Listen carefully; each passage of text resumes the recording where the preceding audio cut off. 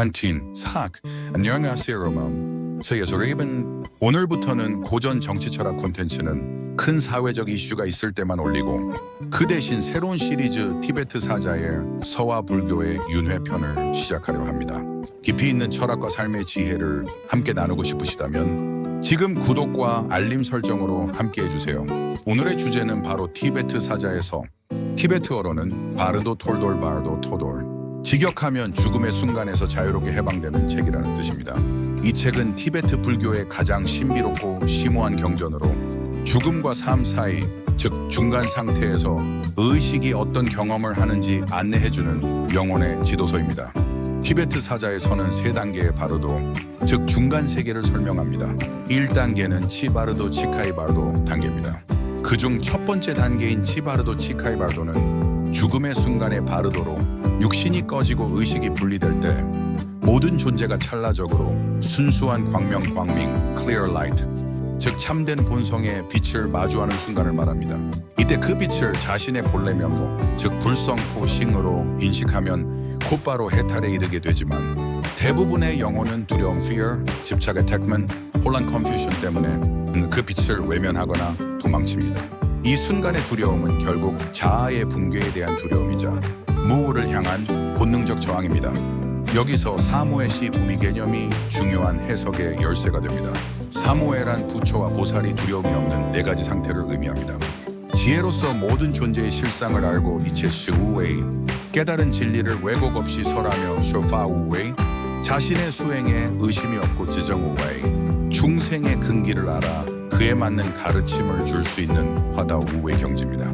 즉 치바르데서 두려움 없이 광명을 인식할 수 있는 자는 이미 사무에의 지혜를 갖춘 존재입니다. 반대로 그 빛을 외면하는 자는 아직 두려움의 굴레 속에 머무는 중생이라 할 수 있습니다. 결국 티베트 사자의 서의 메시지는 죽음의 순간에조차 두려움 없이 진리를 인식할 수 있는 마음의 훈련, 즉 사무에의 지혜를 평생 동안 닦는 것의 중요성을 말합니다. 살아서 두려움을 극복한 자만이 죽음 앞에서도 광명을 알아볼 수 있다는 뜻입니다. 티베트 사자의 서에서 두 번째 단계인 치노바르도촌의 바르도 센형 중 있는 죽음 이후 약 49일 동안 의식이 육체를 떠난 상태에서 환영과 환상을 체험하는 시기를 말합니다. 이때 영혼은 공포의 신분누준, 자비의 신시징준, 그리고 기이한 형상들을 마주하게 되는데 그 모든 것은 외부에 실제하는 존재가 아니라 자신의 마음이 만들어낸 업예과 욕망의 투영토잉에 불과합니다. 이 점을 명확히 드러내는 구절이 바로 신시소셴 관잉 페이전 심식소현 환영비진입니다. 이는 마음의 의식이 나타낸 것이니 그것은 환영일 뿐 참된 것이 아니다라는 뜻으로 불교 유식학 위시크교의 요가차라의 핵심 원리를 요약합니다. 유식학에서는 우리가 보고 듣고 느끼는 모든 현상은 외부 사물의 실제가 아니라 우리의 식시, consciousness이 만든 영상이라 설명합니다. 즉, 세계는 마음의 거울이며 그 거울에 비친 상상, 이 곧 우리가 경험하는 세계라는 것이죠. 따라서 치노바르데에서 등장하는 분노의 신이나 지옥의 형상, 혹은 아름다운 빛과 천상의 음악까지도 모두 심식신시의 투사, 즉 나의 마음이 만들어낸 그림자에 지나지 않습니다. 이때 만약 그 환영을 진짜라고 믿고 두려움이나 탐욕으로 반응하면 의식은 더 어두운 차원, 즉 다음 생의 윤회로 끌려갑니다. 그러나 심식소현 환영비진이라는 진리를 깨닫고 그 모든 형상이 마음의 그림자임을 알아차리면 공포가 사라지고 의식은 다시 광명광밍으로 돌아가 해탈에 이를 수 있습니다. 티베트 사자의 서의 두 번째 단계는 결국 이렇게 가르칩니다. 죽은 뒤에 보는 공포의 신은 외부의 존재가 아니다.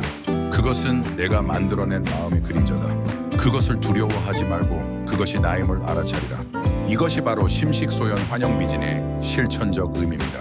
죽음 이후의 세계조차 마음이 만든 환상이라면 삶 속의 고통 또한 마음이 만들어낸 환영임을 깨달을 때 비로소 우리는 생사생시를 초월한 평안을 얻을 수 있습니다. 티베트 사자의 서의 마지막 세 번째 단계는 18바르도 시파바르도 단계입니다. 즉 윤회의 문턱과 불교의 인과응보 원리를 집약한 그의 도산 투산 예승산취 에이지 옥타삼도 선업생선취를 연결하면 불교의 생사윤회 성실원고의 사상의 핵심이 드러납니다. 티베트 사자의 서의 세 번째이자 마지막 단계는 18 바르도 시드파 바르도 세유축인입니다. 이 단계는 죽음 이후 다음 생으로 윤회하기 직전의 문턱에 해당합니다. 생각은 자신의 업에 따라, 즉 살아생전 지은 선한 행위와 악한 행위의 무게에 따라 다시 인간, 동물 혹은 천상이나 지옥 등 육도 가운데 하나로 들어가게 됩니다. 이때 티베트 사자의 선은 경고합니다. 너의 업이 너의 다음 생을 결정한다. 두려움도 신도 구원자도 너를 대신할 수 없다. 오직 너의 마음과 행위가 너의 길을 비춘다. 이 가르침은 곧 이예 도산투 산예승산추 에이지옵타삼도 선업생선취라는 불교의 근본 법칙으로 귀결됩니다. 불교의 인과 인거와 윤회론가에 악업이 예를 지은 자는 사막도산 이으다오로 떨어집니다. 첫째 지옥도 디유다오는 불교의 육도 윤회 중에서 가장 고통스러운 곳으로 생전에 큰 죄악을 저지른 중생이 업보에 따라 태어나 심각한 고통을 겪는 세계를 의미합니다. 지옥도는 끊이지 않는 윤회의 고통 속에서 업의 사슬을 끊고 성불해야만 벗어날 수 있는 가장 험난하고 고통이 심한 세계입니다. 둘째 아귀도이 귀다 탐욕과 집착으로 인해 결핍의 세계에 머물며 아귀들은 배는 산처럼 크고 목구멍은 바늘처럼 좁아 늘 먹을 것을 얻지 못해 극심한 배고픔과 목마름에 시달립니다. 셋째 축생도 출생다오는 불교의 윤회 사상에서 벌레, 곤충, 어류, 조류, 짐승 등 온갖 동물 생명체가 태어나는 세계를 말하며 중생이 행한 업에 따라 태어나는 육도 중 하나입니다. 축생도는 본질적으로 어리석음과 고통스러운 삶을 특징으로 하며 악한 행위의 결과로 윤회하는 세상입니다. 반면 선업상예을 닦은 자는 삼선도 산샨다오로 나아갑니다. 무지와 어리석음으로 인해 짐승의 세계에 태어납니다. 즉 해고테리히얼 첫째 천상도 텐샹다오는 불교에서 중생이 윤회하며 다시 태어나는 6가지 세계 중 하나로 선업의 과보로 태어나는 하늘테니의 세계 또는 하늘에 사는 존재를 뜻합니다. 복덕으로 인해 신들의 세계에서 안락을 누리는 곳입니다. 둘째 인간도는 불교에서 중생이 윤회하는 6가지 세계인 육도 중 하나로 인간으로서 태어나는 세계를 의미합니다. 또한 인간도는 인간이 지은 선업이나 악업의 과보로서 현생에 태어나는 존재 상태나 의식 상태를 뜻하기도 합니다. 셋째 아수라도의 시오라다오는 불교의 윤회론구의 세계 중 하나로 싸움과 전쟁이 끊이지 않는 혼란스러운 세계를 뜻합니다. 교만심과 시기심이 강한 존재가 죽어서 다시 태어나는 곳으로 선과 악이 혼합되어 투쟁과 경쟁의 세계에서 진리를 배웁니다. 이 모든 길은 외부의 신적 심판이 아니라 자기 자신의 행위가 만들어낸 결과입니다. 즉 윤회의 지도는 스스로의 손으로 그리는 것이다. 18바르도의 교훈은 단순한 내세 신앙이 아니라 현재의 순간이 곧 다음 생의 씨앗이다라는 윤리적 자각을 일깨웁니다. 죽은 뒤에만 윤회가 일어나는 것이 아니라 지금 이 순간의 마음과 행위가 즉시 새로운 세계를 열고 닫는다는 것이지요. 즉 아술, 악한 생각은 지옥의 문을 열고 탐욕은 악귀의 배고픔을 키우며 지혜와 자비는 인간과 천상의 문을 연다. 티베트 사자에서는 이렇게 말합니다. 윤회하는 먼 미래의 일이 아니다. 매 순간의 마음이 이미 그 길을 정하고 있다. 티베트 사자에서의 마지막 가르침은 이렇게 귀결됩니다. 지금 당신이 짓는 생각 하나, 말 한마디, 행동 하나가 바로 다음 생의 길이 된다. 지옥도 인간도 천상도 그 문을 여는 열쇠는 당신의 마음속에 있다. 이 경전의 핵심은 죽음의 교육입니다. 죽음을 이해하는 사람만이 진짜 삶을 알 수 있다. 티베트 사자의 선은 단순히 죽은 자를 위한 책이 아니라 살아있는 우리 모두를 위한 깨달음의 지침서입니다. 본래의 마음, 즉 광명광명을 알아보면 우리는 죽음 이후에도 자유로울 수 있습니다. 그것이 바로 해탈, 해방, 석방, 리버레이션의 길입니다.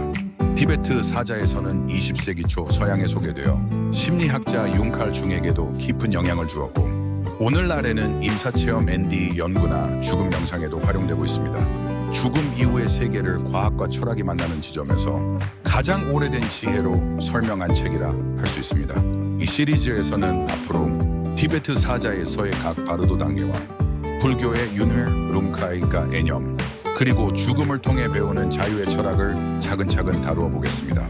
삶의 의미를 깊이 성찰하고 싶으신 분, 그리고 죽음 너머의 진리를 함께 탐구하고 싶은 분이라면 베이인 여정에 꼭 함께 해주세요. 다음 시간에는 바르도의 첫 번째 단계 죽음의 순간과 광명의 체험을 주제로 이어가겠습니다. 함께 해주셔서 감사합니다. 여러분, 진리의 빛을 두려움 없이 마주할 준비가 되어 있습니까? 오늘은 티베트 사자의 서가 전하는 죽음의 순간, 그리고 두려움을 넘어서는 사무엘 씨 우웨이의 지혜에 대해 이야기하겠습니다. 삶과 죽음의 경계에서 인간은 어떤 선택을 하는가? 그 철학적 통찰을 함께 나누고자 합니다. 이런 깊은 주제에 관심이 있다면 지금 구독을 눌러 함께 지혜의 길을 걸어가시죠. 사람이 죽음을 맞이할 때 의식은 3단계를 거친다고 합니다. 그중 첫 번째 단계가 치바르도 치카이 바르도, 즉 죽음의 순간의 바르도입니다. 여기서 치치의 뜻은 티베트어로 죽음대를 뜻합니다. 그리고 바르도의 뜻은 티베트어로 사이바르와 둘도를 뜻하는 합성어로 둘 사이의 상태, 중간 상태 또는 이행 단계를 의미합니다. 티베트 불교에서는 사람이 죽은 뒤 다시 환생하기까지 머무는 49일간의 중간 상태를 바르도라고 부릅니다. 다시 말해서 죽은 사람이 다시 환생하기까지 머무는 49일간의 중간 상태를 치바르도라 합니다. 이 단계는 육신의 숨이 멎고 의식이 몸에서 분리되는 순간입니다. 그때 모든 존재는 잠시 동안 순수한 광명, 즉 참된 본성의 빛, 자신의 본래 모습이자 진리의 빛을 마주하게 됩니다. 그러나 많은 영혼이 이 찬란한 빛을 알아보지 못합니다. 그 이유는 두려움과 혼란, 그리고 이승에 대한 집착 때문입니다. 그 빛이 낯설고 두려워 보여 외면하거나 도망치려 할 때 영혼은 그 즉시 더 낮은 차원의 세계, 즉 죽은 사람이 다시 환생하기까지 머무는 49일간의 중간 상태의 환상과 망상이 얽힌 중간 세계로 떨어지게 됩니다. 이것이 바로 첫 번째 문턱에서의 시험입니다. 빛을 있는 그대로 받아들이면 해탈로 나아가지만 두려움으로 외면하면 다시 윤회의 길로 돌아가게 되는 것입니다. 이때 영혼은 더 이상 광명을 보지 못하고 혼탁한 환상, 소리, 괴물 같은 형상, 무서운 그림자를 보게 됩니다. 이것은 실제로 외부의 악마가 아니라 자신의 업예과 감정이 투사된 내면의 거울입니다. 즉, 그 두려움과 분노, 탐욕이 형상을 띠고 스스로를 괴롭히는 것입니다. 티베트 사자의 선은 이를 초바르도, 초연잇 바르도, 진리의 체험 단계로 구분합니다. 여기서 초초연아의 뜻은 초초스는 법페이 또는 실제 리얼리티를 뜻하며 초니드, 초연이드는 법의 본질 또는 실제를 경험하는 것을 의미합니다. 다시 말해서 실제를 경험하는 중간 상태를 말합니다. 이는 죽음 직후 경험하는 치카이 바르도 임종의 중간 상태에서 깨달음을 얻지 못하고 의식을 잃은 망자가 다음 단계로 진입하면서 겪는 상태를 의미합니다. 초바르도는 망자의 영혼이 자신의 카르마에 따라 다양한 환영과 빛을 경험하는 단계입니다. 이는 대략 14일 동안 지속되는 것으로 묘사됩니다. 빛과 신들의 신비로운 존재가 사람들 앞에 나타납니다. 이때 망자는 자신의 업카름에 따라 다양한 빛과 평화로운 신들의 모습을 보게 됩니다. 분노하는 신들의 신비로운 존재가 사람들 앞에 나타납니다. 이 단계가 지나면 본질은 같지만 두려운 모습에 분노하는 신들이 나타나기도 합니다. 마지막으로 해탈의 기회입니다. 이 모든 환영이 자신의 마음이 만들어낸 것임을 인식하면 해탈에 이를 수 있습니다. 만약 이를 인식하지 못하면 두려움과 혼란 속의 다음 단계인 시드파 바르도 투생의 중간 상태로 넘어가게 됩니다. 여기서 시드파 바르도 에스리파이 이 바르도는 환생을 구하는 중간 상태를 뜻합니다. 이 단계는 망자가 다음 생을 찾기 위해 방황하는 마지막 중간 단계입니다. 시드파는 존재가 생성되는 것 또는 다음 생을 찾는다는 뜻입니다. 여기서 망자의 영혼은 진리의 신적 형상들을 보게 되지만 그것을 자신의 마음이 만든 환상으로 알아차리지 못하면 더 깊은 공포와 혼란에 빠집니다. 그 상태가 길어지면 결국 의식은 본래의 광명으로 돌아가지 못하고 다시 육신을 찾아 환생천설하게 됩니다. 즉 다시 윤회의 굴레로 돌아가는 것이죠. 이것은 단지 죽음 이후의 묘사가 아니라 삶 속에서도 매순간 반복되는 심리적 진실이기도 합니다. 우리는 매번 고통이나 실패 앞에서 빛을 보느냐 도망치느냐의 선택을 합니다. 두려움을 직면하고 진실을 보려는 사람은 성장하고 해탈하지만 두려움 속에 도망치는 사람은 또 다른 고통의 윤회를 만듭니다. 즉 죽음의 순간이란 삶의 모든 순간 속에서도 계속 반복되고 있는 것입니다. 티베트 사자에서가 말하는 해탈의 문은 어디 먼 하늘의 종교적 신비가 아니라 두려움을 직면하는 인간의 용기 안에 있습니다. 그 빛을 보라. 그것은 외부의 신이 아니라 당신 자신이다. 여기서 사무엘시 우비 개념이 중요한 해석의 열쇠가 됩니다. 사무엘한 부처와 보살이 두려움이 없는 4가지 상태를 의미합니다. 첫 번째 두려움이 없는 것은 일체지무의 이치의 시우리입니다. 불교에서 부처님이 모든 것을 아는 지혜일체지로 인해 설법할 때 아무런 두려움이 없다는 것을 의미합니다. 지혜로서 모든 존재의 실상을 안다는 것을 의미합니다. 두 번째, 두려움이 없는 것을 불교 용어로 설법모의 쇼파 우웨이라고 합니다. 부처나 보살이 네 가지 두려움이 없기 때문에 설법하는 데에 망설이거나 주저함이 없다는 뜻입니다. 세 번째, 두려움이 없는 것을 불교 용어로 자증무해치 정우웨이라고 합니다. 스스로 진리를 깨달아 아무런 두려움이 없는 경지를 의미합니다. 여기서 자증은 스스로 깨달은 진리를 뜻하고 무해는 두려움이 없다는 뜻입니다. 네 번째, 두려움이 없는 것을 불교 용어로 화도무해 화다오 우웨이라고 합니다. 여기서 화도란 사람의 마음을 감화시켜 올바른 길로 이끌어 인도하는 것을 말합니다. 특히 부처님이 가르침으로써 중생을 깨달음의 길로 이끄는 일을 의미합니다. 따라서 화도무에는 부처님이나 보살이 어떤 장애나 두려움에도 굴하지 않고 널리 중생을 교화하고 올바른 길로 인도하는 모습을 의미합니다. 즉, 치바르돼서 두려움 없이 광명을 인식할 수 있는 자는 이미 사무의 지혜를 갖춘 존재입니다. 반대로 그 빛을 외면하는 자는 아직 두려움의 굴레 속에 머무는 중생이라 할 수 있습니다.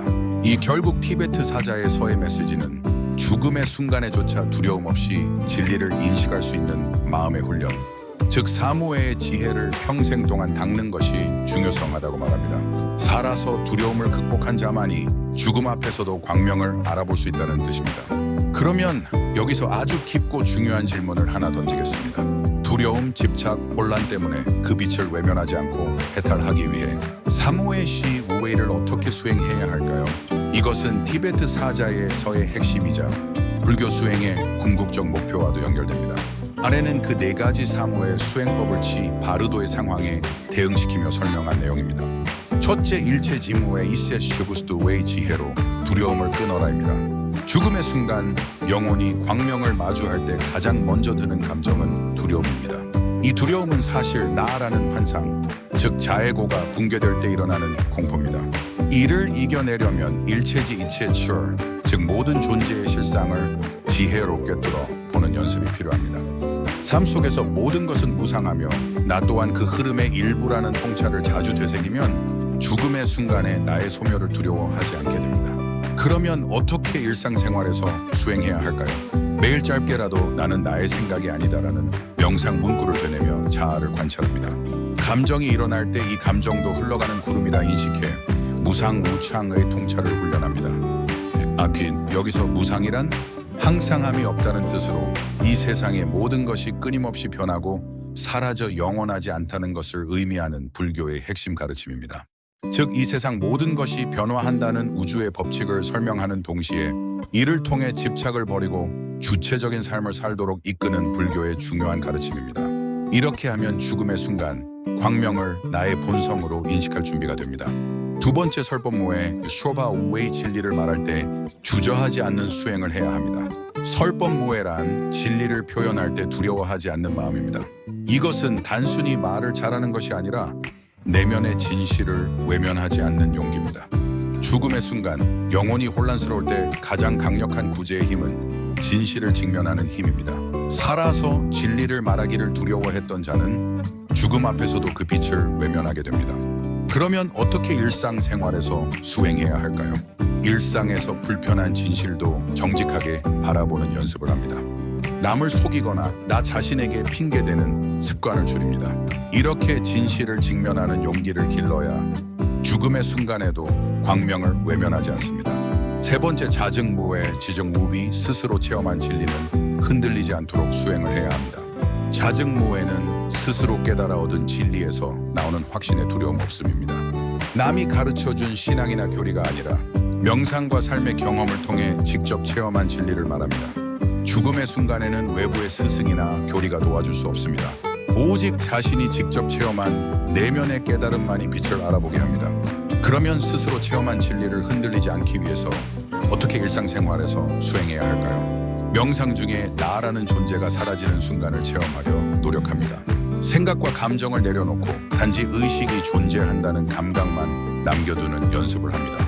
이렇게 자증, 즉 외부의 가르침이나 안내가 아니라 자신의 본성 본래의 마음을 스스로 깨달아서 경험이 깊어지면 죽은 사람이 다시 환생해서 머무는 49일간의 중간 상태에서 두려움 대신 환희를 느낍니다.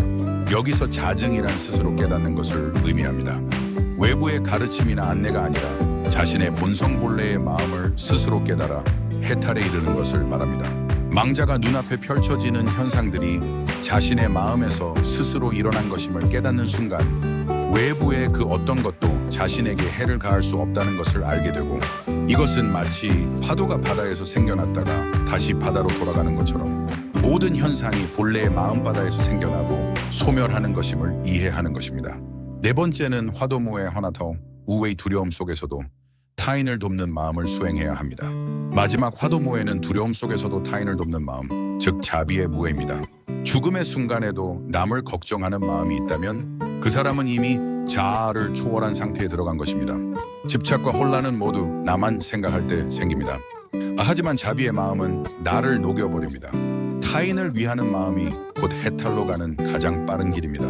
두려움 속에서도 타인을 돕기 위해서는 어떻게 일상생활에서 수행해야 할까요? 하루에 한 번 타인의 행복을 빌며 메타 명상, 메타 메디테이션, 자비 명상을 실천합니다.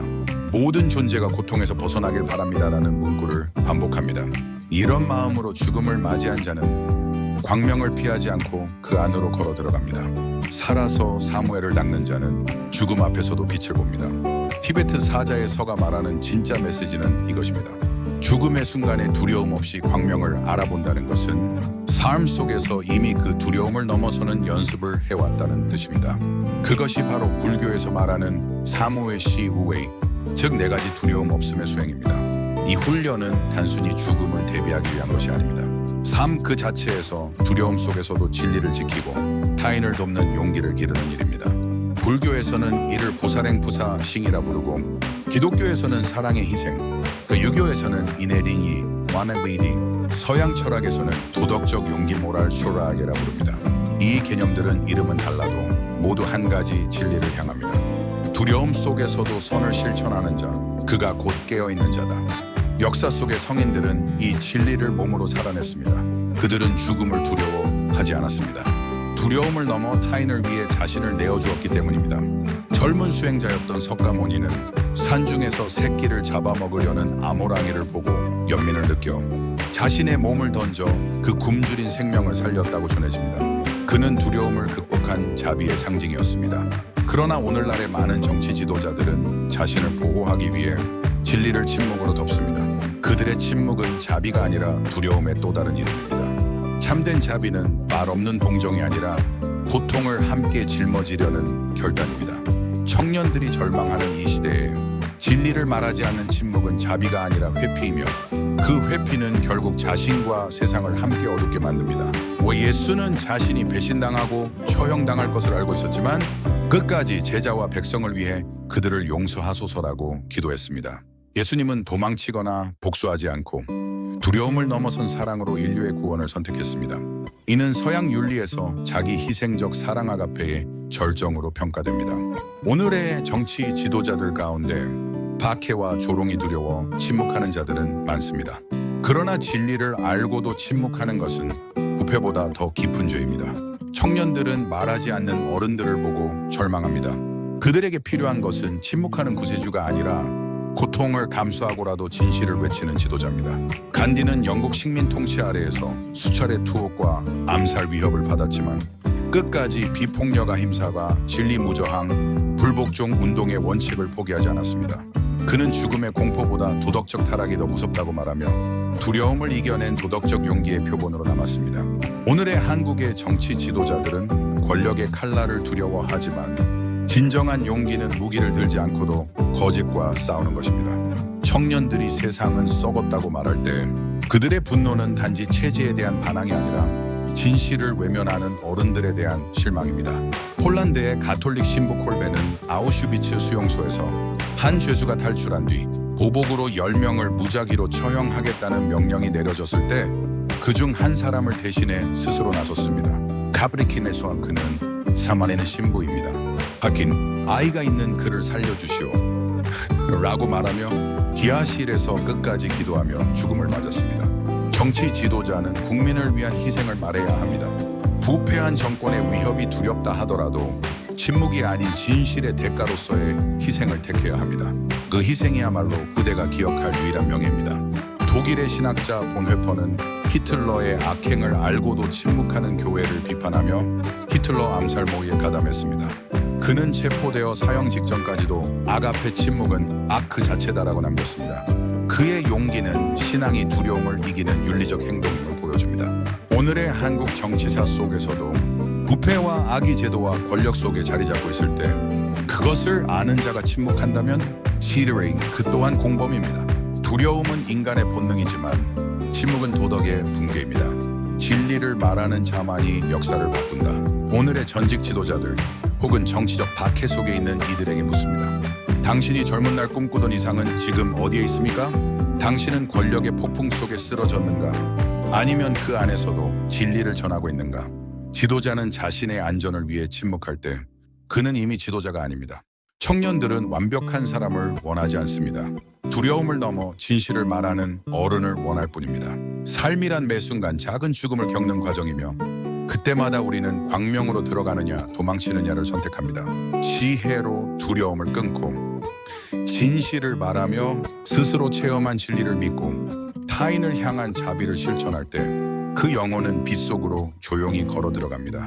진리와 용기의 철학 그리고 두려움을 넘어선 수행의 지혜를 더 깊이 알고 싶다면 지금 구독을 눌러 함께 사유의 길을 걸어가시죠. 당신 안의 빛이 이미 거기에 있습니다. 안녕하세요. 안녕하세요 여러분. 우리는 모두 언젠가 죽음이라는 문턱을 마주하게 됩니다. 그 문 앞에서 우리는 무엇을 놓고 무엇을 붙잡을 수 있을까요? 오늘은 티베트 불교의 고전 티베트 사자의 서바르도 토돌을 통해 죽음의 문 너머 영원히 마주하는 첫 번째 관문 지바르도 치카이바르도의 세계로 함께 걸어가 보겠습니다. 이 영상이 여러분의 삶과 죽음에 대한 시선을 한층 깊게 만들어 드린다면 구독과 좋아요는 여러분의 깨어있음에 대한 작은 실천이 될 것입니다. 1단계는 치바르도 치카이바르도 단계입니다. 그 죽음을 맞이하는 3단계 중 첫 번째 단계인 치바르도 치카이바르도는 죽음의 순간에 바르도로 육신이 꺼지고 의식이 분리될 때 모든 존재가 찰나적으로 순수한 광명 클리어 라이트 즉 참된 본성의 빛을 마주하는 순간을 말합니다. 이때 그 빛을 자신의 본래 면목 즉 불성포 싱으로 인식하면 곧바로 해탈에 이르게 되지만 대부분의 영혼은 두려움, 집착, 혼란 때문에 그 빛을 외면하거나 도망칩니다. 이 순간의 두려움은 결국 자아의 붕괴에 대한 두려움이자 무를 향한 본능적 저항입니다. 여기서 두려움, 집착, 혼란은 이 책의 핵심 메시지입니다. 따라서 설명을 하고 넘어가겠습니다. 집착이란 나라는 허상에 대한 매달림입니다. 영혼이 죽음의 순간에 가장 강하게 붙잡는 것은 나라는 정체성입니다. 즉 케너스티 나는 아직 살아있어야 해. 그러나 내 가족은 어쩌지? 내 재산, 내 명예, 내 이름은 어떻게 되지? 이러한 모든 생각은 나라는 환상적 중심에서 비롯됩니다. 사자의 서에 따르면 이때의 집착은 육신, 감정, 기억, 관계에 대한 매달림으로 나타납니다. 구체적으로 예를 들면 육신에 대한 집착입니다. 아직 숨이 붙어 있다고 착각하며 자신의 시신 곁을 떠나지 못합니다. 가족에 대한 집착, 자식이나 배우자 곁을 맴돌며 그들의 고통에 끌려감, 감정에 대한 집착입니다. 분노나 원한, 미련으로 인해 광명을 외면하고 어두운 세계로 끌려가는 것을 말합니다. 명예 권력에 대한 집착입니다. 죽음 후에도 자신이 아직 대통령, 지도자, 성공한 사람이라는 환상에 매달리는 것을 말합니다. 결국 이러한 모든 집착은 나는 존재해야 한다는 자아 보존의 본능입니다. 이 본능이 바로 해탈을 가로막는 가장 큰 장애로 작용합니다. 삼가 고인의 명복을 빕니다. 이 말의 삼가산자란 단순한 공손한 인사말이 아닙니다. 그 뜻은 세 가지 허상을 비우고 진실로 돌아가길 기원한다는 깊은 불교적 염원입니다. 죽음은 끝이 아니라 모든 집착을 비워내는 최후의 깨달음, 수이호 최후입니다. 우리가 카톡의 단톡방에서 부고장을 받으면 삼가 고인의 명복을 빕니다.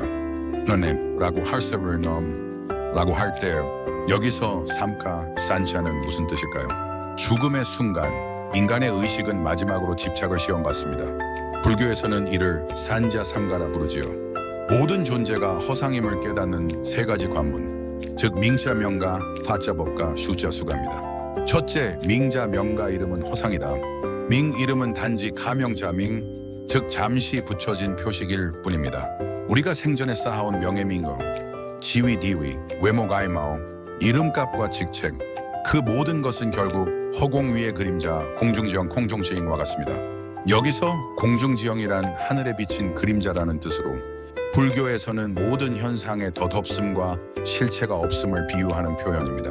겉으로 보기에는 존재하는 것처럼 보이지만 실상 그 어떤 것도 영원하거나 고정된 실체가 없다는 불교의 깊은 가르침을 함축적으로 담고 있습니다. 사자는 죽음의 순간 그 모든 이름의 껍질을 벗어야 합니다. 나는 누구인가라는 물음조차 사라질 때 비로소 참된 나, 즉 본래 면목 본 라의 면모이 드러납니다. 밍자네은 이렇게 말합니다. 그대가 집착한 모든 이름은 바람 속의 메아리일 뿐이다. 사자가 죽기 전에 명예, 직위, 평판, 잘나고 못나고 의외모, 직책 등등 모든 것이 허상이고 헛것이다. 그것은 환상이다. 그러니 집착하지 말라는 뜻입니다.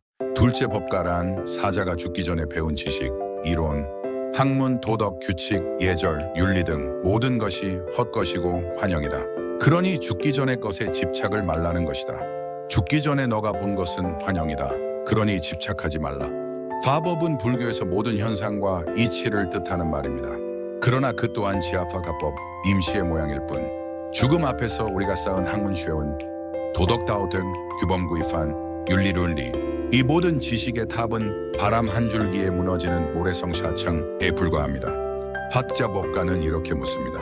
그대가 의지한 진리는 생사의 문턱에서도 진리인가? 그렇습니다. 입들, 죽음은 모든 교리를 무화우화 시킵니다. 여기서 무화는 주로 철학적 맥락에서 사용되는 용어로 무로 만드는 것, 없애는 것을 의미합니다. 특히 실존주의 철학자인 사르트르의 개념과 관련하여 많이 언급됩니다. 진짜 깨달음은 안다는 것이 아니라 놓는 것, 버리는 것에서 시작됩니다. 셋째 수가 시우셰람, 사자가 죽기 전에 가진 재산, 가족, 아내, 부모, 모든 물질적인 것은 전부 허상이다. 그러니 집착하지 말라는 뜻이다. 셔우수란 받아들임, 곧 감각과 경험을 뜻합니다. 그러나 모든 감각은 찰나에 피었다 사라지는 거품 파워인과 같습니다. 우리가 생전에 붙잡은 재산, 가족, 사랑, 그 모든 받음은 시간 속의 파문에 불과합니다. 수가는 사자에게 이렇게 속삭입니다. 그대가 움켜쥔 것은 모래이며 그대가 놓을 때 비로소 자유롭다. 죽음의 순간 의식이 이 모든 감각적 인연을 내려놓을 때 그는 비로소 광명, 즉 법신파신으로 돌아갑니다. 여기서 법신파신은 영원 불변하는 진리 그 자체를 형상화한 부처의 몸을 의미합니다. 산스크리트어로는 다르마카야 디하르마카야이며 진리의 몸 또는 실제의 몸이라는 뜻입니다. 이처럼 산자 삼가는 우리에게 이렇게 가르칩니다. 명가는 이름을 버리라 폐명시밍, 법과 지식을 버리라 폐법치함, 수가는 소유를 버리라 폐수치셔, 그리하여 마지막에는 오직 한 줄의 진리, 일진법계, 이젠파젤, 즉 오직 하나인 참된 세계만이 남습니다. 그것은 비어있으나 충만한 빛, 즉 본각지 광명 벤주에츠 광명, 본래 깨달음의 광명입니다. 여기서 본각지 광명은 우리 모두가 본래부터 지닌 부처의 지혜이자 세상을 비추는 근원적인 깨달음의 빛을 상징합니다. 샤드, 그래서 어쩌면 사람이 죽을 때 입는 수의 쇼리에 주머니가 없는 이유도 이와 같습니다. 저승길에는 이승의 재물이나 명예를 가져갈 수 없기 때문입니다. 이것은 단순한 전통이 아니라 깊은 깨달음의 상징입니다. 살아있을 때 우리는 끊임없이 무엇인가를 쥐고 살지요. 돈, 명예, 사랑, 지식, 그것들이 나를 지탱해주는 실체인 줄 알고 움켜줍니다. 그러나 죽음 앞에서 모든 것은 흩어집니다. 손에 쥔 것들은 빠져나가고 이름도 재산도 가족도 모두 수가 쇼우자, 즉 잠시 받은 허상주장일 뿐입니다. 그래서 수위에는 주머니가 없습니다. 그 어떤 것도 더 이상 쥘 필요가 없기 때문입니다. 모든 것을 내려놓을 때 비로소 마음은 비워지고 그 빈자리에 본래의 광명, 법신파신의 빛이 드러납니다. 주머니가 없는 수위는 이렇게 속삭입니다. 이승의 것을 품지 말라. 비워야만 참된 문이 열린다. 그때 영혼은 더 이상 미련에 얽매이지 않고 무거운 욕망과 집착의 옷을 벗어던지며 해탈지의 투어의 문으로 걸어 들어갑니다. 그러므로 수위의 빈 주머니는 가난함의 상징이 아니라 오히려 완전한 자유와 해탈의 상징입니다. 쥔 것이 없기에 잃을 것도 없고 비웠기에 모든 것과 하나가 되는 것입니다. 죽음의 세 단계 중 첫 번째 단계인 치, 바르도치카이 바르도는 죽음의 순간에 해당합니다. 이때 육체의 기능이 멈추고 의식이 몸을 떠나게 됩니다. 그 순간 모든 존재는 아주 짧은 찰나 동안 순수한 빛, 즉 자신의 참된 본성을 마주하게 되죠. 하지만 영혼이 그 빛을 두려워하거나 혼란에 빠져 외면하면 그 영혼은 깨달음의 길로 나아가지 못하고 해탈에 이르지 못하게 됩니다. 여기서 혼란이란 무엇이 진짜인지 모르는 의식의 어둠을 말합니다. 영혼은 육신을 벗어난 직후 감각, 시간, 공간의 기준이 사라지면서 현실감이 붕괴된 혼란의 상태에 빠집니다. 티베트 사자에서는 이때를 의식이 자기 본성을 잊고 환상에 휩쓸리는 시기라고 묘사합니다. 즉 자신이 이미 죽었다는 사실조차 인식하지 못한 채 자신의 꿈, 기억, 공포가 만든 환영을 현실로 착각합니다. 이때 나타나는 여러 환상들, 무서운 신, 번쩍이는 빛, 낯선 소리들은 외부의 실체가 아니라 자신의 업칼마와 내면의 심상이 투사된 것입니다. 하메하지만 영혼은 이를 알지 못하고 누가 나를 심판하러 오는가, 이곳은 어디인가 하며 공포에 빠집니다. 이것이 바로 혼란입니다. 즉 진짜 나의 본성불성을 잊고 자신이 만든 환상의 세계를 진실로 믿는 상태입니다. 두려움은 집착과 혼란이 만든 그림자입니다. 결국 영혼이 느끼는 두려움은 불온이 사라지는 것에 대한 공포, 즉 나라는 존재가 해체되는 순간의 저항입니다. 사자의 선은 이것을 자아의 붕괴에 대한 마지막 본능적 반발이라고 합니다. 빛을 향해 가면 나라는 존재는 사라지고 그것은 곧 무처럼 느껴집니다. 하지만 그 무가 바로 불성포싱이며 진짜 자아, 영원한 의식의 본체입니다. 여기서 불성포싱이란 모든 중생이 본래부터 가지고 있는 깨달음을 이룰 수 있는 근본, 성품 또는 부처가 될 수 있는 가능성을 의미합니다. 불성 사상의 가장 중요한 점은 모든 중생인간, 동물, 심지어 식물이나 무정물까지 되게 불성이 있다는 것입니다. 결론적으로 불성은 모든 존재가 이미 부처와 같은 완전한 성품을 지니고 있음을 깨닫게 함으로써 우리가 수행을 통해 깨달음으로 나아갈 수 있는 근본적인 희망과 가능성을 제시하는 중요한 가르침입니다. 그러나 미숙한 영혼은 그 없음을 죽음이나 소멸로 착각하고 빛을 외면하며 어둠으로 도망칩니다. 이 장면은 단지 죽음의 묘사가 아니라 삶 속에서의 진실을 마주하는 용기를 상징합니다. 집착은 우리가 내려놓지 못하는 관념과 욕망, 혼란은 우리가 만들어낸 거짓된 세계관, 두려움은 그 허상을 깨뜨릴 용기의 부재입니다. 즉 티베트 사자의 서의 광명은 죽은 자에게만 주어지는 것이 아니라 살아있는 자에게도 언제나 비추고 있는 진리의 빛입니다. 그 죽음을 맞이하는 3단계 중 첫 번째 단계인 치, 바르도 치카이 바르도는 죽음의 순간의 바르도로 육신이 꺼지고 의식이 분리될 때 모든 존재가 찰나적으로 순수한 광명, 즉 참된 본성의 빛을 마주하는 순간, 여기서 영혼이 그 빛을 인식하고 두려움과 집착을 넘어서 광명을 받아들였을 때는 영혼이 어떻게 될까요? 죽음의 찰내 영혼이 그 순수한 광명, 즉 자신의 불성 포징을 나라는 환상을 내려놓고 그대로 인식하면 그 영혼은 곧바로 해탈지의 투호 상태에 들어갑니다. 이것은 더 이상 생사윤회에 머물지 않고 빛 그 자체로 돌아가는 것입니다. 즉 의식이 무한한 청정함과 하나가 되어 다시 태어남이 없는 상태입니다. 이 상태를 티베트 사자에서는 본래의 자리로 돌아간 The Return to the Original Nature 이라고 표현합니다. 불교적 표현으로는 열반 니에판, 하네나의 시어누토미암 또는 티베트어로 오세로리, 히에살 명료한 빛의 경지라고 부릅니다. 죽음의 순간에 마주하는 빛은 사실 언제나 우리 삶 속에도 비추고 있습니다. 우리가 지금 이 순간 집착을 놓고 마음을 비울 때 그 빛은 더 이상 죽음의 빛이 아니라 삶을 깨우는 지혜의 광명이 됩니다. 다음 영상에서는 이 빛을 외면한 영혼이 어디로 향하는지를 살펴보는 영상입니다. 깊은 사유의 여정을 함께하고 싶다면 구독과 좋아요로 마음의 등불을 밝혀주세요. 당신의 한 번의 클릭이 다음 세상에서도 이어질 깨달음의 인연이 될 것입니다. 여러분, 삶과 죽음의 경계 너머에는 우리가 상상하지 못한 또 하나의 세상이 있습니다. 티베트 사자의 선은 그 세계를 통과하는 영혼의 지도를 남긴 책이죠.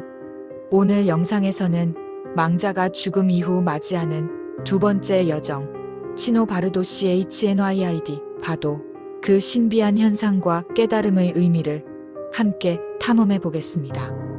깊이 있는 사색과 영적 통찰을 함께 나누고 싶으시다면 구독과 알림 설정으로 저와 끝까지 동행해 주세요. 두 번째 문, 치노바르도란 무엇인가? 죽음 이후 영혼은 아직 완전히 사라지지 않았습니다. 육신은 식었지만 의식은 여전히 깨어있고 세상과 다음 생 사이, 그 사이비윈의 문을 서성입니다. 이 중간의 세계를 바르도바도, 즉 둘 사이의 세계라고 부릅니다. 그 중에서도 두 번째 단계인 치노바르도, 현상중음는 망자가 죽음 이후 마주하는 현상계의 세계, 즉 자신의 마음이 투영한 모든 상과 환영을 보는 시기입니다. 여기서 현상중음이란 죽음 이후 영혼이 겪는 중간 단계 중음 중 하나로 죽은 사람이 여러 환영과 마주하게 되는 시기를 의미합니다. 즉 죽은 자가 임종중음의 혼수 상태에서 깨어난 뒤 경험하는 단계입니다. 결론적으로 현상중음은 죽음 이후 영혼이 다양한 환영을 경험하면서 해탈할 것인지 아니면 윤회할 것인지 갈림길에 서는 중요한 시기입니다. 다시 말해서 현상중음은 자신의 마음이 만들어낸 업과 욕망의 투영에 불과합니다. 여기서 분노존이란 티베트 불교 경전인 바르도, 퇴돌 통칭, 티베트 사자의 서에 등장하는 무시무시한 모습의 신들을 의미합니다. 이 분노존들은 죽은 이의 영혼이 죽음과 환생 사이의 바르도 상태에 있을 때 나타나게 됩니다. 여기서 바르도의 뜻은 베트 불교의 용어로 글자 그대로는 둘 사이라는 뜻입니다. 일반적으로는 한 생이 끝난 뒤 다음 생을 받을 때까지의 중간 상태를 의미합니다. 중음 또는 중간계라고도 번역됩니다. 티베트 사자의 서, 즉 바르도, 퇴돌은 이 중간 단계인 바르도 상태에 있는 망자를 위한 안내서로 망자가 죽음 이후의 세계를 헤쳐나가도록 돕기 위한 경전입니다. 이때 영혼은 49일간 환영과 환상을 체험합니다. 그 환영은 외부의 귀신도 천상계의 신도 아닙니다.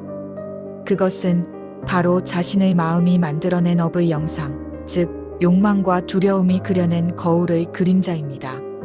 이때 영혼은 공포의 분노존 신, 자비의 작정존 신, 그리고 기이한 형상들을 마주하게 되는데 그 모든 것은 외부에 실제하는 존재가 아닙니다.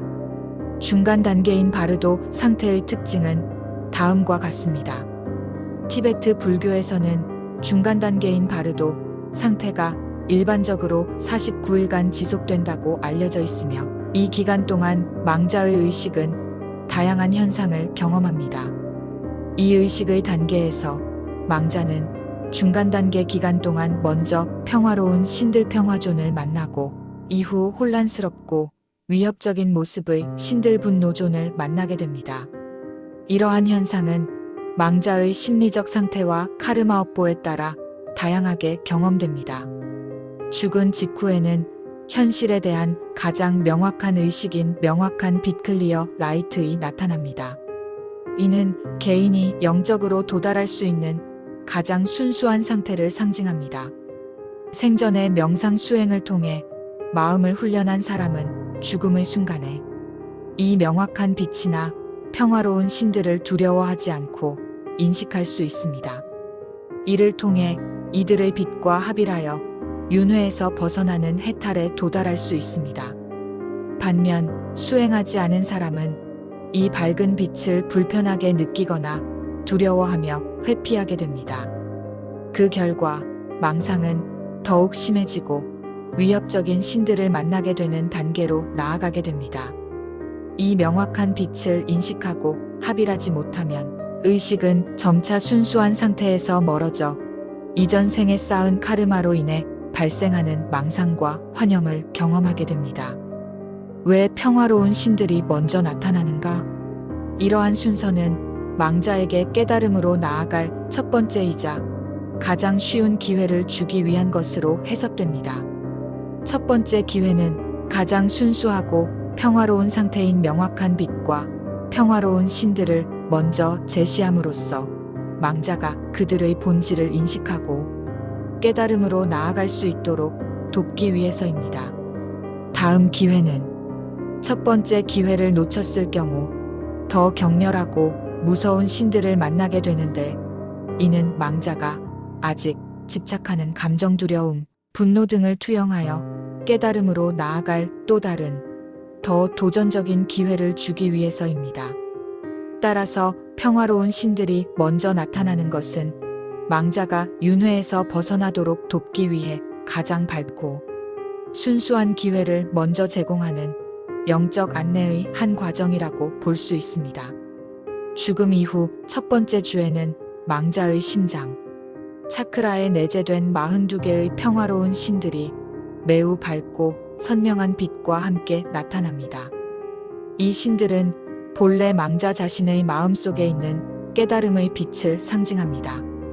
평화로운 신들이 사라진 후 두 번째 주에는 머리 차크라에 있는 58개의 위협적인 신들이 나타납니다.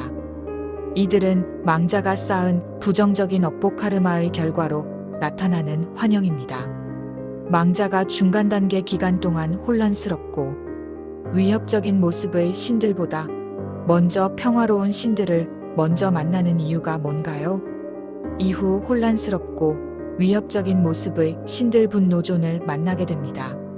이러한 현상은 망자의 심리적 상태와 카르마 업보에 따라 다양하게 경험됩니다. 이 중간 단계 상태는 망자가 자신의 의식을 명확히 인식하고 평화존과 분노존을 두려워하는 환상이 아니라 깨달음의 빛으로 받아들일 경우 고통스러운 윤회로부터 벗어나 해탈에 이를 수 있는 중요한 기회로 여겨집니다. 티베트 불교에서는 죽음과 환생 사이의 상태뿐만 아니라 삶 전체를 6가지 바르도로 나누기도 합니다. 이에는 이생디스 라이프, 꿈드리밍, 명상 메디테이션 등이 포함되며, 이는 모든 전환과 변화의 순간이 수행의 기회가 될 수 있다는 의미를 담고 있습니다.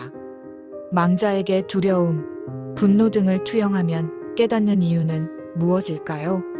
죽은 자가 바르도 중음 상태에 들어서면, 즉 육체는 사라졌지만 의식은 아직 자아의 그림자를 붙잡고 있을 때 내면의 미해결된 감정과 욕망이 외부 세계처럼 투영되어 나타난다고 합니다.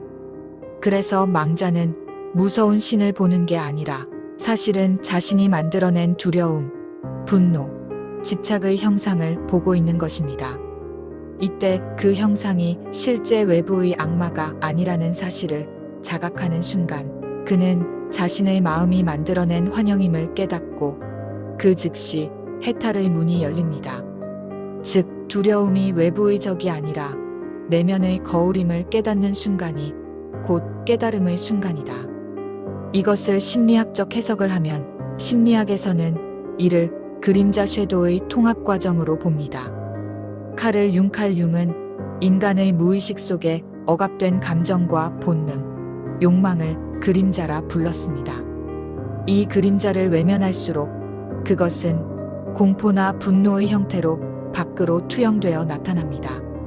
예를 들어 누군가를 미워하면서도 나는 착한 사람이라 믿고 그 미움을 부정하면 그 감정은 무의식에 쌓여 언젠가 악몽, 불안, 공격성으로 나타나죠.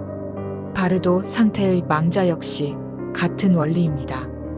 자신이 살아생전 억눌렀던 분노, 두려움, 욕망이 형상화되어 나타나며 그것을 나의 일부로 인정하고 직면할 때 의식은 더 넓은 통합을 경험하게 됩니다.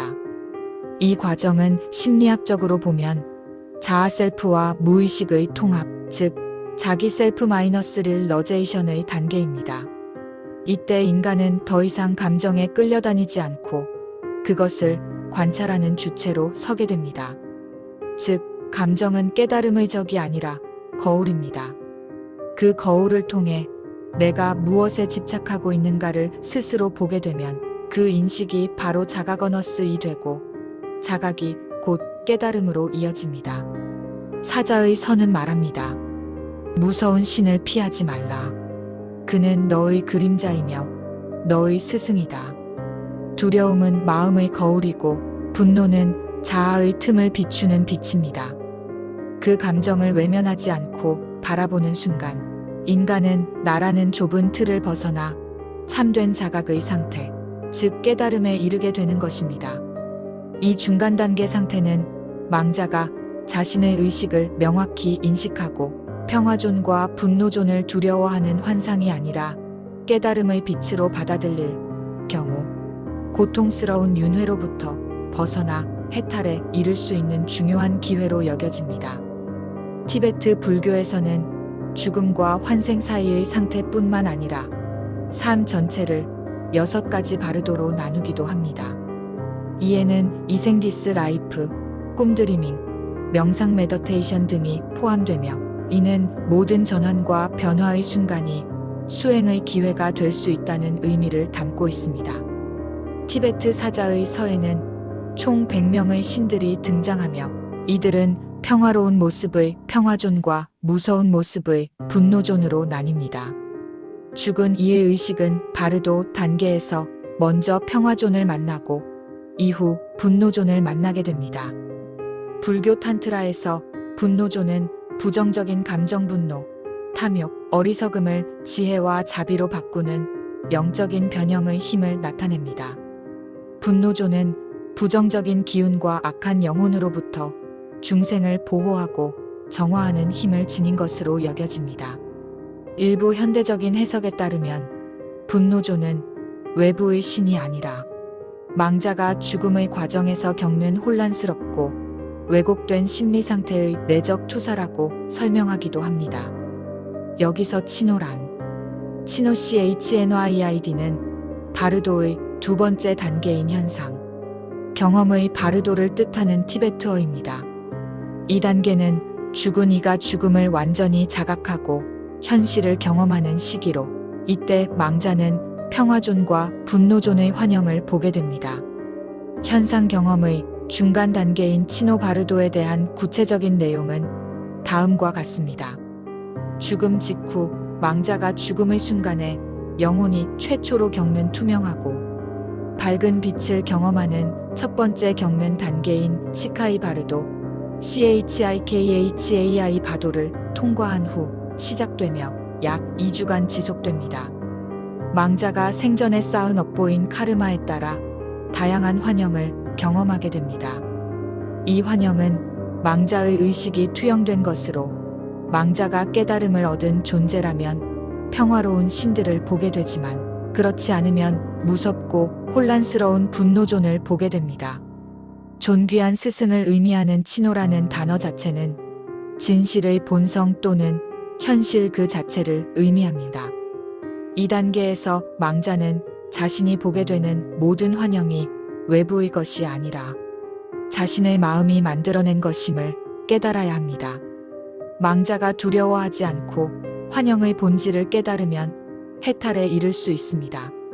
하지만 환영에 압도당하거나 두려워하면 다음 단계인 환생을 찾아 헤매는 바르도로 넘어가게 됩니다.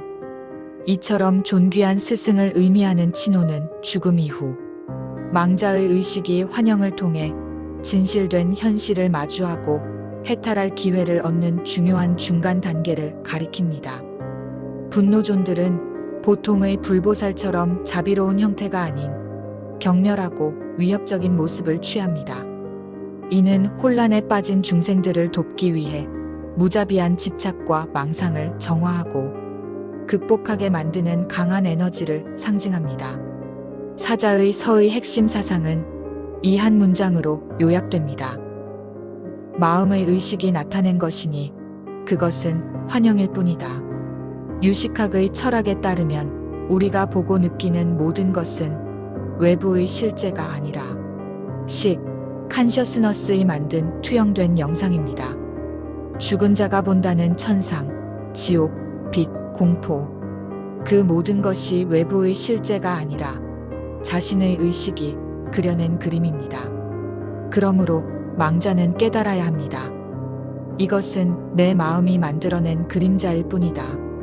그 자각이 일어나는 순간 분노의 신은 사라지고 두려움은 빛으로 바뀌며 영혼은 광명으로 돌아가 해탈에 이릅니다. 유식학에서는 우리가 보고 듣고 느끼는 모든 현상은 외부 사물의 실제가 아니라 우리의 칸셔스너스이 만든 영상이라 설명합니다. 즉, 세계는 마음의 거울이며 그 거울에 비친 상이 곧 우리가 경험하는 세계라는 것이죠. 따라서 치노바르도에서 등장하는 분노의 신이나 지옥의 형상, 혹은 아름다운 빛과 천상의 음악까지도 모두 심식의 투사, 즉, 내 마음이 만들어낸 그림자에 지나지 않습니다. 이때 만약 그 환영을 진짜라고 믿고 두려움이나 탐욕으로 반응하면 의식은 더 어두운 차원, 즉, 다음 생의 윤회로 끌려갑니다. 그러나 심식소현 환영비진이라는 진리를 깨닫고 그 모든 형상이 마음의 그림자임을 알아차리면 공포가 사라지고 의식은 다시 광명으로 돌아가 해탈에 이를 수 있습니다. 티베트 사자의 서의 두 번째 단계는 결국 이렇게 가르칩니다. 죽은 뒤에 보는 공포의 신은 외부의 존재가 아니다. 그것은 내가 만들어낸 마음의 그림자다. 그것을 두려워하지 말고 그것이 나임을 알아차리라. 두려움은 외부의 적이 아닙니다. 그것은 나 자신을 깨닫게 하는 거울입니다. 분노는 불길이 아니라 어둠 속의 등불입니다. 그 감정을 피하지 않고 바라보는 순간 그것은 스승이 되어 나를 해탈로 이끕니다. 죽음의 길목에서조차 인간은 배웁니다. 모든 공포는 나 자신이 만든 그림자이며 모든 빛은 나의 본성에서 흘러나오는 진리라는 것을. 이것이 바로 심식소현 환영비진의 실천적 의미입니다. 죽음 이후의 세계조차 마음이 만든 환상이라면 삶 속의 고통 또한 마음이 만들어낸 환영임을 깨달을 때 비로소 우리는 생사를 초월한 평안을 얻을 수 있습니다. 기독교 신학에서도 바르도의 진리는 유사하게 반영됩니다. 죽은 자가 하나님의 빛 앞에 설 때 그 빛은 외부에서 오는 심판이 아니라 자신의 내면이 드러나는 순간입니다. 요한복음 3장의 빛이 세상에 왔으나 사람들이 어둠을 더 사랑하였도다라 하였듯 하나님의 빛은 두려운 것이 아니라 사랑 그 자체입니다. 그러나 인간의 마음이 어두우면 그 사랑조차 심판처럼 느껴집니다. 결국 바르도의 신들과 기독교의 심판은 다른 언어로 표현된 동일한 진리입니다. 빛은 외부에서 오는 것이 아니라 내면에서 온다. 심리학자 카를 융칼 융은 말했습니다. 우리가 의식하지 못한 것은 운명처럼 외부에서 우리를 지배한다. 바르도의 체험은 융의 그림자 쇄도 개념과 닮았습니다. 살아생전 우리가 부정하고 억눌렀던 감정들, 분노, 질투, 욕망 그것들이 무의식 속에 쌓여 죽음 이후에는 외부 세계의 환영으로 투사됩니다. 즉, 죽은 자가 보는 분노의 신은 바로 자기 자신입니다. 이 그림자를 직면하고 이것이 나다라고 받아들이는 순간 인간의 의식은 통합되고 그 통합이 곧 깨달음입니다. 그래서 사자의 선은 인간의 무의식을 정면으로 마주하는 심리학적 진리서로도 해석됩니다. 티베트 사자의 선은 단지 죽은 자의 안내서가 아닙니다. 살아있는 우리에게 주는 깊은 심리적, 철학적 메시지입니다. 삶에서도 우리는 수많은 바르도를 통과합니다. 이별의 순간, 꿈의 세계, 명상의 고요, 혹은 인생의 전환기들, 그 모든 사이의 시간마다 우리 안의 두려움과 사랑의 모습을 달리하며 나타납니다. 결국 죽음은 끝이 아니라 의식의 전환이며 바르도는 그 전환을 위한 마지막 깨달음의 교실입니다. 오늘 이야기가 마음의 울림이 되셨다면 이 채널을 구독하시고 다음 편 죽음의 세 번째 세계 환생의 문도 함께 해주세요. 죽음을 이야기하지만 사실은 삶을 더 깊이 이해하기 위한 이야기, 그 여정에 여러분을 초대합니다. 여러분, 오늘의 이야기를 들으시기 전에 잠시 마음을 가라앉혀 보세요. 이 채널은 고대의 지혜를 통해 삶과 죽음의 의미를 함께 성찰하는 공간입니다. 구독 버튼을 눌러 함께 이 여정을 이어가 주시길 바랍니다. 티베트 사자에서의 마지막 단계는 18, 바르도 시파 바르도 생유증인 즉 윤회의 문턱입니다. 이 단계는 죽음 이후 다음 생으로 환생하기 직전의 순간으로 의식은 생전의 어비에 따라 인간, 동물, 천상, 지옥 등 육도 류다오 중 하나로 들어가게 됩니다. 사자의 선은 이렇게 경고합니다. 너의 업이 너의 다음 생을 결정한다. 두려움도 신도 너를 대신할 수 없다. 오직 너의 마음과 행위가 너의 길을 비춘다. 즉 윤회의 문턱과 불교의 인과응보 원리를 집약한 악업타삼도 선업생선취, 의의 도산 두산 예승산 슈레를 연결하면 불교의 생사윤회성시론 호의사상의 핵심이 드러납니다. 티베트 사자에서의 세 번째이자 마지막 단계는 18, 바르도 시파바르도 세유증인입니다. 이 단계는 죽음 이후 다음 생으로 윤회하기 직전의 문턱에 해당합니다. 의식은 자신의 업에 따라, 즉 살아생전 지은 선한 행위와 악한 행위의 무게에 따라 다시 인간, 동물 혹은 천상이나 지옥 등 육도 가운데 하나로 들어가게 됩니다. 이때 티베트 사자의 선은 경고합니다. 너의 업이 너의 다음 생을 결정한다. 두려움도 신도 구원자도 너를 대신할 수 없다. 오직 너의 마음과 행위가 너의 길을 비춘다. 이 가르침은 곧 이 예도 산투산 예승산 슈 애겁타삼도 선업생선취라는 악한 업은 사막도로 떨어지고 선한 업은 선한 세계로 태어난다는 불교의 인과법칙으로 이어집니다. 불교의 인과인고와 윤회론가의 악업 이을 지은 자는 사막도 산요다오로 떨어집니다. 즉 메이션 첫째 지옥도 디유타오는 불교의 육도 윤회 중에서 가장 고통스러운 곳으로 생전에 큰 죄악을 저지른 중생이 업보에 따라 태어나 심각한 고통을 겪는 세계를 의미합니다. 지옥도는 끊이지 않는 윤회의 고통 속에서 업의 사슬을 끊고 성불해야만 벗어날 수 있는 가장 험난하고 고통이 심한 세계입니다. 티베트 사자에서의 마지막 단계인 18, 바르도 시파 바르도는 다음 생으로의 환생이 결정되는 단계입니다. 대망자는 이미 생전의 업예, 카르마에 따라 빛의 문과 어둠의 문 중 하나로 끌려가게 됩니다.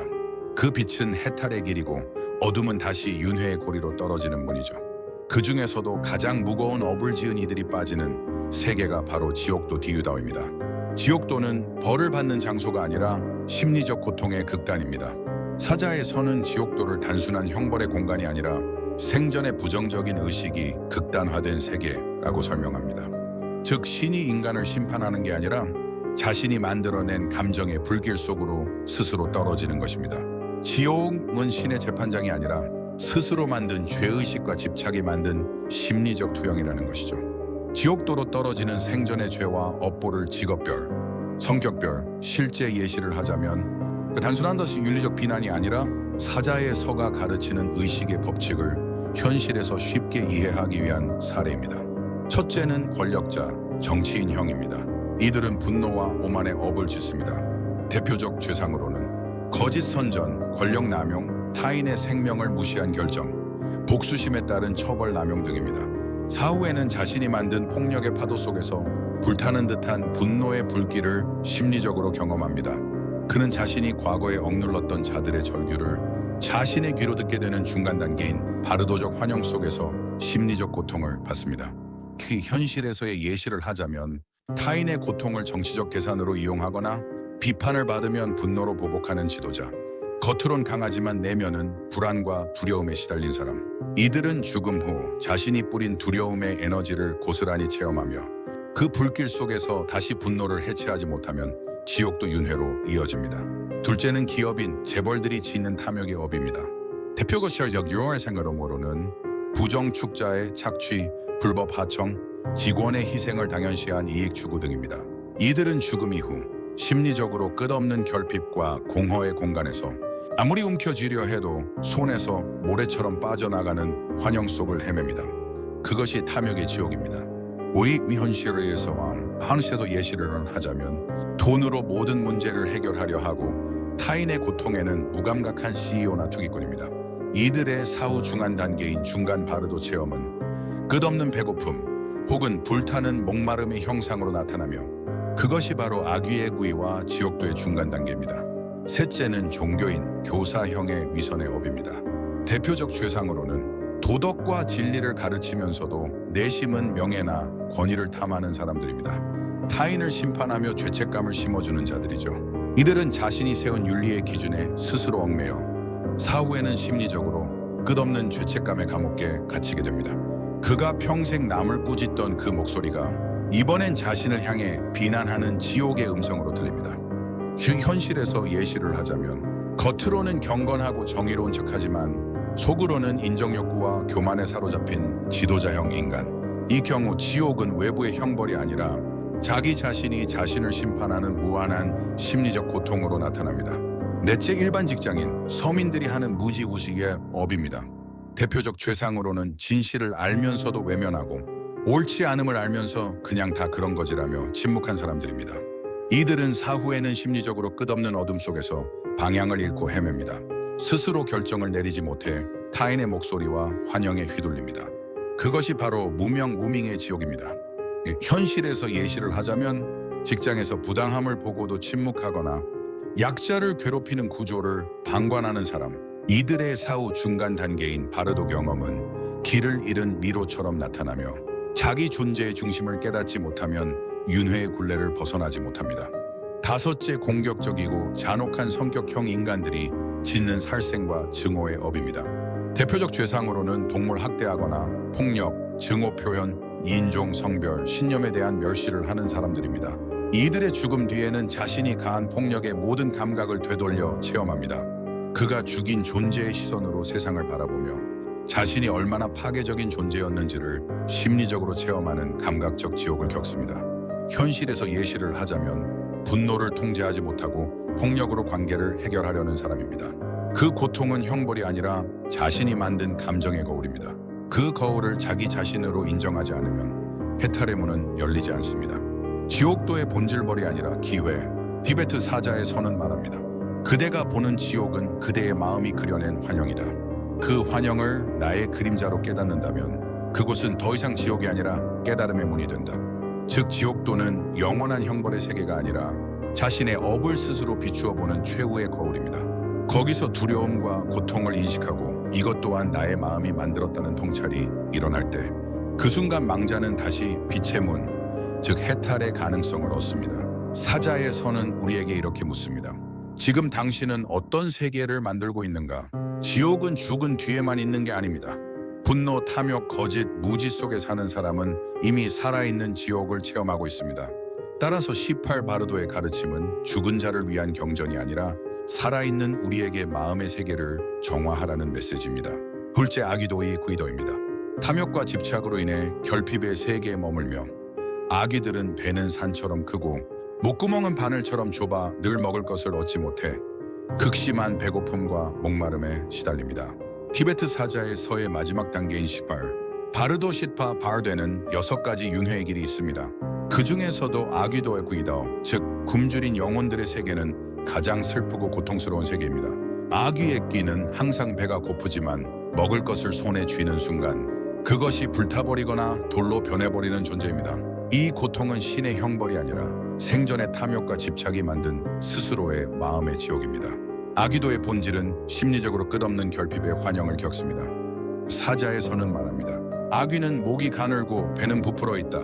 먹고자 하나 삼킬 수 없고 삼켜도 채워지지 않는다. 네오마르신쇼 정말 닝기영아미도 탐욕으로 세상을 움켜쥐려 했던 자들이 죽은 뒤에도 여전히 채워지지 않은 결핍감 속을 헤매는 모습입니다. 그들은 죽음 이후에도 아직 더 가져야 한다, 아직 모자라다는 집착을 버리지 못합니다. 그래서 무한한 결핍의 고통, 그것이 아귀도의 실상입니다. 아귀도로 떨어지는 생전의 죄와 업보, 직업별, 성격별 구체적 예시를 볼까요? 이제 구체적으로 어떤 삶의 태도와 죄가 아귀도의 세계로 이어지는지를 현실의 예로 살펴보겠습니다. 첫째, 기업인 재벌들이 짓는 탐욕의 업입니다.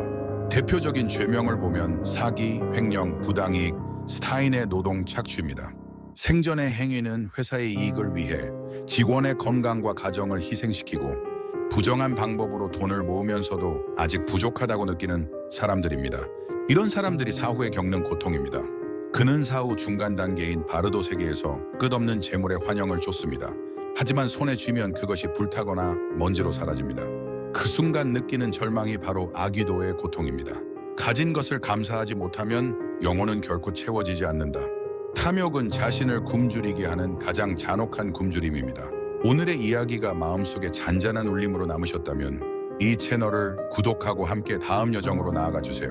우리는 모두 바르도의 길 위에 서 있습니다. 그리고 그 길의 끝은 두려움이 아닌 깨달음입니다. 여러분, 죽음 이후의 세계는 단지 신비나 공포의 대상이 아닙니다. 티베트 사자의 서가 말하는 바르도의 여정은 사실 살아있는 우리 마음의 지도입니다.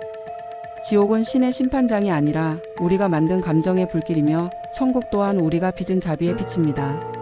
오늘은 그 중에서도 아기도와 축생도, 탐욕과 무지로 인해 스스로 만든 내면의 지옥에 대해 이야기하려 합니다. 이 이야기는 단지 죽은 자의 것이 아니라 지금 살아있는 우리의 마음을 비추는 거울입니다.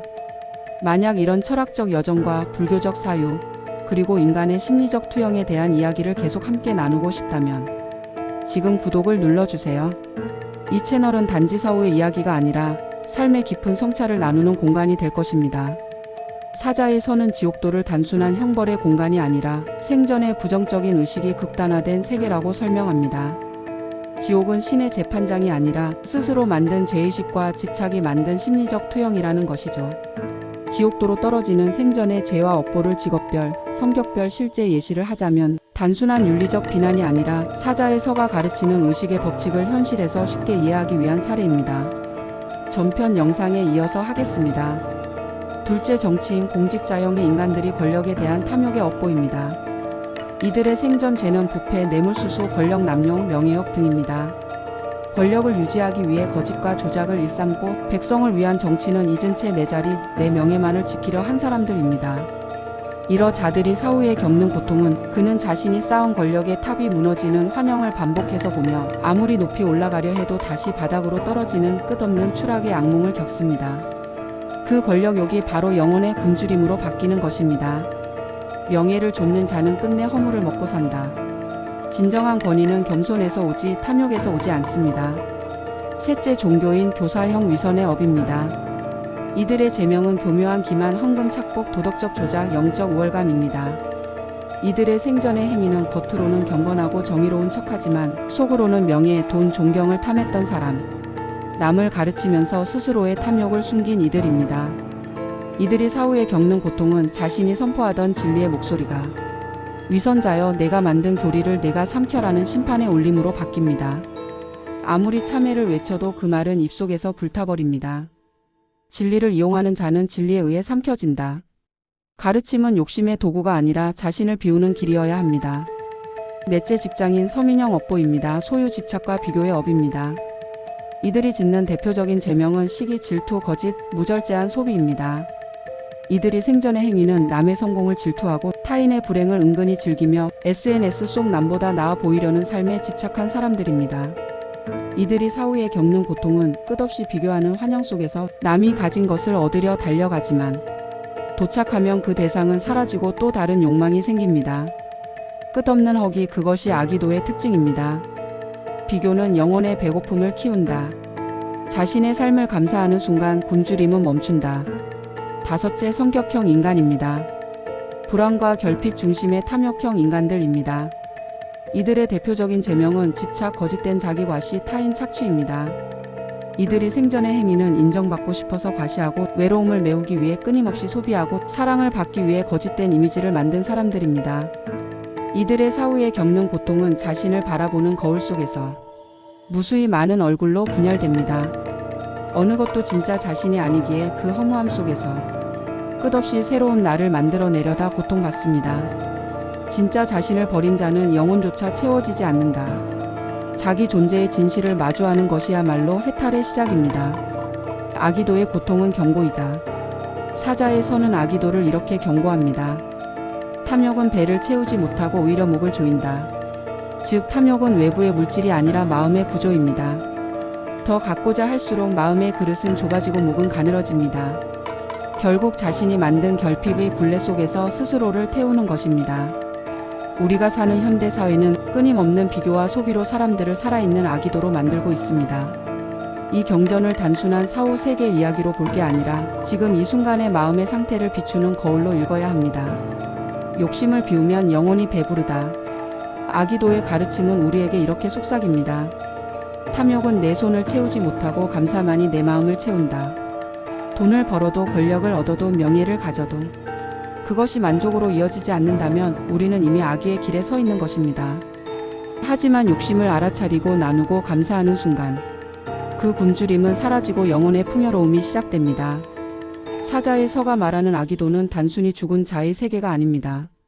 그것은 지금 살아있는 우리가 만들어내는 내면의 세계입니다. 탐욕은 타인을 해치기 전에 먼저 나 자신을 굶주리게 합니다. 지금부터라도 한 걸음 물러서서 감사하고 베푸는 마음을 가지세요. 그것이 바로 지옥을 천국으로 바꾸는 첫걸음입니다. 셋째, 축생도는 불교의 윤회 사상에서 벌레, 곤충, 어류, 조류, 짐승 등 온갖 동물 생명체가 태어나는 세계를 말하며 중생이 행한 업에 따라 태어나는 육도 중 하나입니다. 축생도는 본질적으로 어리석음과 고통스러운 삶을 특징으로 하며 악한 행위의 결과로 윤회하는 세상입니다. 티베트 사자의 서의 마지막 단계 18바루도 SIDPA 바도에는 육도 윤회의 6가지 세계가 있습니다. 그 중 하나가 바로 축생도 짐승의 세계입니다. 이곳은 생전의 이성과 양심을 버리고 본능과 욕망에 끌려 산 자들이 떨어지는 곳입니다. 불교에서는 이렇게 말합니다.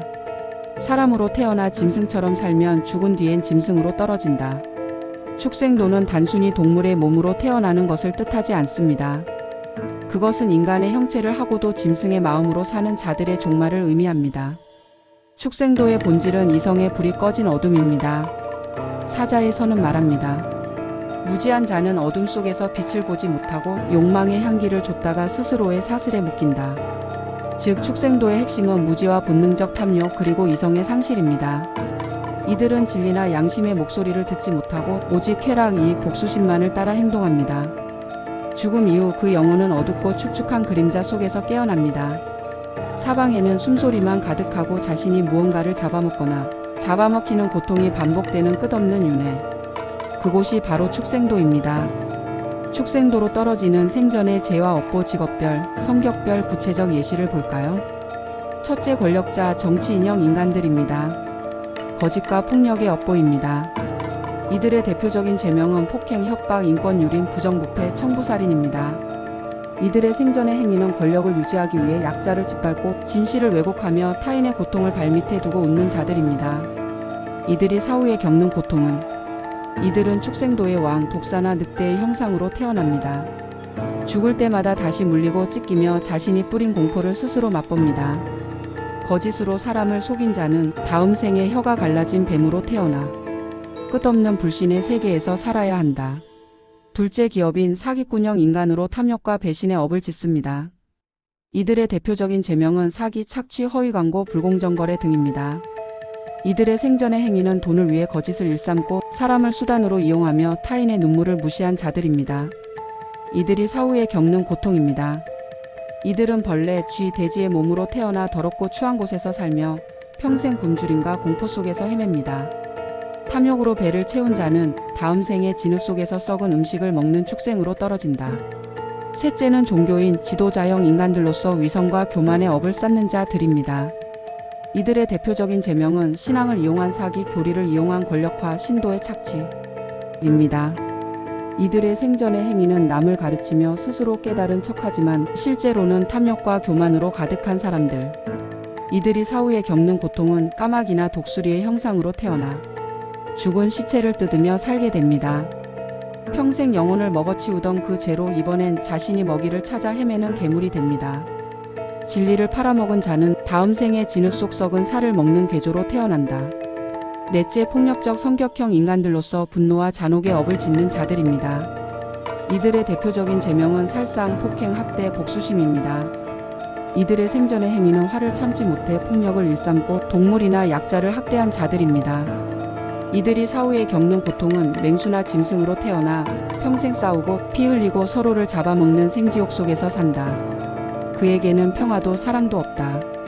오직 공포와 굶주림뿐이다. 분노는 불이다. 그 불은 결국 자신을 태워 축생의 세계로 이끈다. 다섯째, 성욕과 쾌락 중심형 인간들로서 유욕의 업을 쌓는 자들입니다. 이들의 대표적인 죄명 간통, 성적 학대, 타인의 욕망 조작입니다. 이들의 생전의 행위는 욕망에 끌려 타인의 존엄을 짓밟고 쾌락을 위해 사랑을 거짓으로 포장한 사람들입니다. 이들이 사후에 겪는 고통은 음침한 밤에 기어다니는 벌레나 짐승의 몸으로 태어나 본능의 불길 속에서 살게 됩니다. 사랑을 욕망으로 바꾼 대가를 그 욕망 속에서 평생 불타며 갚아야 합니다. 쾌락에 빠진 자는 다음 생에 그 불길 속에서 타들어가는 짐승으로 깨어난다. 축생도의 공포는 인간의 얼굴을 잃은 자들의 세계입니다. 사자의 선은 축생도를 이렇게 묘사합니다. 지혜를 잃은 자는 이빨과 발톱으로 서로를 찢는다. 이곳은 말이 통하지 않는 세계입니다.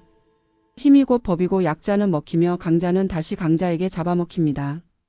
모든 존재가 서로를 경계하며 살아가는 끝없는 공포의 세계입니다. 그들은 과거 인간이었지만 인간의 얼굴을 잃은 채 본능만 남은 그림자입니다. 그들의 울음소리는 단지 고통이 아니라 한때 인간이었던 내가 얼마나 어리석었는가 하는 후회의 절규입니다. 지금 짐승처럼 살면 다음 생엔 진짜 짐승이 된다. 이 경전은 우리에게 무서운 진리를 알려줍니다. 사람의 얼굴을 하고 짐승의 마음을 가진 자는 죽은 뒤 짐승의 몸으로 태어나 그 죄를 갚는다. 지금 이 순간 양심을 버리고 욕망에 따라 사는 사람은 이미 축생도의 문턱에 서 있는 것입니다. 그 문은 소리 없이 열리지만 한번 들어가면 수백 수천 생을 헤매야 빠져나올 수 없습니다. 축생도는 우리에게 이렇게 경고합니다. 이성을 잃으면 인간의 몸도 껍데기에 불과하다. 욕망을 따라 살면 짐승의 길로, 양심을 따라 살면 부처의 길로 나아갑니다. 그러니 분노와 탐욕, 위선으로 사는 자여, 지금 멈추십시오. 그 길 끝엔 어둡고 축축한 축생도의 문이 열려 있습니다. 그리고 그 문을 닫을 수 있는 유일한 힘은 당신의 양심 한 줄기뿐입니다.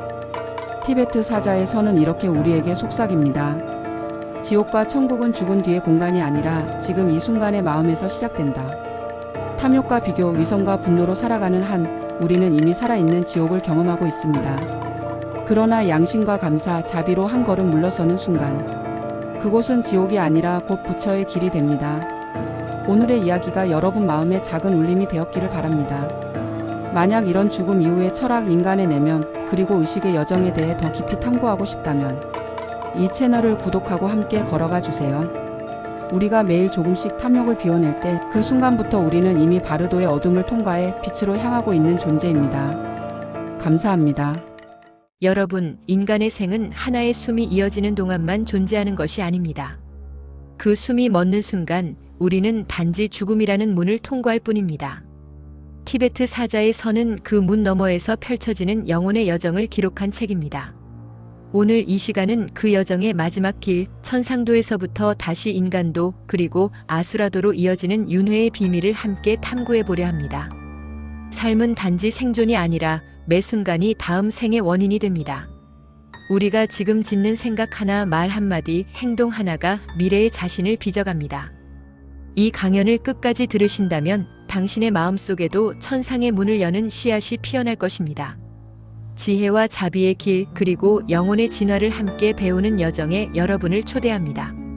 지금 이 순간 구독과 알림 설정은 단지 버튼을 누르는 일이 아니라 더 깊은 사유와 깨달음의 세계로 나아가는 첫걸음입니다. 티베트 사자의 서의 마지막 부분에 이르면 영혼은 세 가지 선택의 문 앞에 서게 됩니다. 지옥도, 아귀도, 축생도, 그리고 그 반대편에는 천상도라는 길이 있습니다. 이곳은 욕망과 분노의 굴레를 벗고 마음의 선함과 지혜의 빛으로 상승한 영혼들이 도달하는 세계입니다. 그러나 천상도는 단순히 착하게 살면 가는 곳이 아닙니다. 그것은 선함이 깊어지고 이타심이 습관이 된 사람만이 이르는 곳입니다. 즉, 마음의 방향이 나에서 남으로 완전히 전환된 사람의 길입니다. 천상도로 가는 사람들의 공통점은 사자의 서에 따르면 천상도는 자비, 공덕, 정직, 지혜를 실천한 영혼이 태어나는 영역입니다. 그들은 인간 세상에서 남을 위해 헌신하거나 타인의 고통을 덜어준 자들입니다. 그리고 그 선행은 보상의 의도가 아닌 자연스러운 마음에서 비롯된 것이어야 합니다. 예를 들어 자신의 이익을 조금 손해보더라도 타인의 안녕을 먼저 생각한 사람, 권력을 남용하지 않고 공정하게 행사한 사람, 욕망보다 양심을 선택한 사람, 이런 영혼들이 천상도의 문을 엽니다. 직업별로 천상도의 인연은 어떤 것이 있을까요? 첫째, 공직자, 정치인입니다. 자신의 자리에서 권력보다 양심을 우선시한 사람입니다. 국민의 세금을 사리사욕이 아닌 복지와 교육, 약자의 권익을 위해 쓴 사람. 정책 하나를 세울 때도 이 결정이 나에게 유리한가가 아니라 백성에게 도움이 되는가를 묻던 사람. 그의 마음은 이미 천상의 질서에 닿아 있습니다. 이런 자는 죽은 후에도 자신이 베푼 선의가 향기가 되어 빛으로 변해 천상도의 문을 밝힙니다. 반면 권력을 탐하고 타인의 고통 위에 권좌를 세운 자는 결코 이 문을 통과하지 못합니다. 둘째, 의사, 간호사입니다. 환자의 고통을 업무가 아니라 인연으로 받아들인 이들입니다. 자신의 피로보다 환자의 생명을 우선으로 한 마음, 돈이 없는 환자라도 끝까지 포기하지 않은 마음. 그 마음의 진동은 천상계의 공덕과 같습니다. 그들의 손끝에서 흘러나온 한 줄기 자비는 죽은 뒤에도 사라지지 않습니다. 그 선업이 그들을 천상의 의사로 이끌어 중생의 병을 고치는 신적 존재로 다시 태어나게 합니다. 셋째는 스승, 교육자입니다. 학생의 재능을 이용하지 않고 오히려 그 잠재력을 깨워주는 사람. 배움의 기쁨을 가르치고 지식보다 양심을 심어준 스승. 그는 말로 가르치지 않고 삶으로 가르친 사람입니다. 이런 스승의 말 한마디는 수많은 영혼의 어둠을 밝히며 죽은 뒤에는 천상의 교사로 다시 태어나 진리와 자비를 전하는 존재가 됩니다. 넷째, 노동자, 평범한 시민입니다. 그들의 선행은 거창하지 않습니다. 남의 물건을 훔치지 않고 땀 흘려번 돈을 가족과 나누며 성실히 하루를 살아내는 것. 이것이 바로 천상도의 씨앗입니다. 사자의 서에서는 이렇게 말합니다. 작은 선이 쌓이면 그것이 곧 하늘의 길이 된다. 이들은 겉보기엔 평범하지만 그들의 마음은 청정하여 업의 무게가 가볍습니다. 죽은 뒤에는 맑은 빛의 세계로 인도되어 고통 없는 삶을 누리게 됩니다. 성격별로 천상도에는 어떤 인연이 있을까요? 온유하고 분노를 억제할 줄 아는 사람, 타인을 해치지 않는 마음은 천상계의 기본입니다. 감사할 줄 아는 사람, 불만보다 감사가 많은 자는 스스로 마음을 맑게 하여 상생의 업을 짓습니다. 용서할 줄 아는 사람, 원한을 품지 않고 미워한 자를 이해하려는 사람은 이미 신의 마음에 가까워집니다. 욕심이 적고 나눔이 많은 사람, 자신의 행복을 나누는 자는 그 행복의 원천이 되어 천상으로 인도됩니다. 천상도는 단순히 보상받는 낙원이 아닙니다. 그곳은 순수한 마음의 진동이 빛으로 응결된 세계입니다. 욕심이 없고 시기와 비교가 사라진 곳. 남의 행복을 자신의 기쁨으로 여기는 존재만이 그곳의 공기를 마십니다. 그러나 기억해야 합니다. 천상도의 공덕도 결국은 무상합니다. 그곳에서 오래 머물더라도 다시 윤회의 흐름 속으로 내려올 때가 있습니다. 그러니 천상도에 머물러 안주하기보다 그곳에서조차 더 깊은 깨달음, 곧 해탈의 길을 향해야 합니다. 여러분, 오늘 하루 누군가를 미워하지 않고 한 번이라도 진심으로 도와주었다면 그 한 생각이 바로 천상도의 문을 두드린 것입니다. 천상도는 멀리 있는 하늘나라가 아니라 내 마음의 한가운데 피어나는 빛이다. 그러니 오늘도 마음을 맑게, 말과 행동을 정직하게 하십시오. 그 길 끝에 여러분의 영혼은 반드시 빛의 세계로 인도될 것입니다. 둘째, 인간도는 불교에서 중생이 윤회하는 6가지 세계인 6도 중 하나로 인간으로서 태어나는 세계를 의미합니다. 또한 인간도는 인간이 지은 선업이나 악업의 과보로서 현생에 태어나는 존재 상태나 의식 상태를 뜻하기도 합니다. 인간도 즉 6도 윤회 중 인간으로 태어나는 경로에 대한 불교적 교리와 현실적 예시는 무엇이 있을까요? 불교의 윤회설에서 인간도는 6가지 세계, 즉 지옥, 악이, 축생, 아수라, 인간, 천상 가운데 5번째 세계입니다. 인간도는 고통도 있고 즐거움도 있으며 지옥처럼 괴롭지도 천상처럼 안락하지도 않은 중도의 세계입니다. 이곳은 바로 업을 쌓고 그것을 깨닫고 바꿀 수 있는 유일한 세계입니다. 다시 말해 인간으로 태어난다는 것은 공부의 기회를 얻는 것이며 불교에서는 이를 가장 귀한 탄생으로 봅니다. 그러나 그 귀한 기회는 아무에게나 주어지지 않습니다. 인간도로 태어나는 조건은 선과 악의 균형을 지킨 자들입니다. 지옥에 떨어질 만큼 악하지도 천상에 오를 만큼 선하지도 않은 존재, 즉 선과 악이 뒤섞여 있는 존재, 이것이 바로 인간의 조건입니다.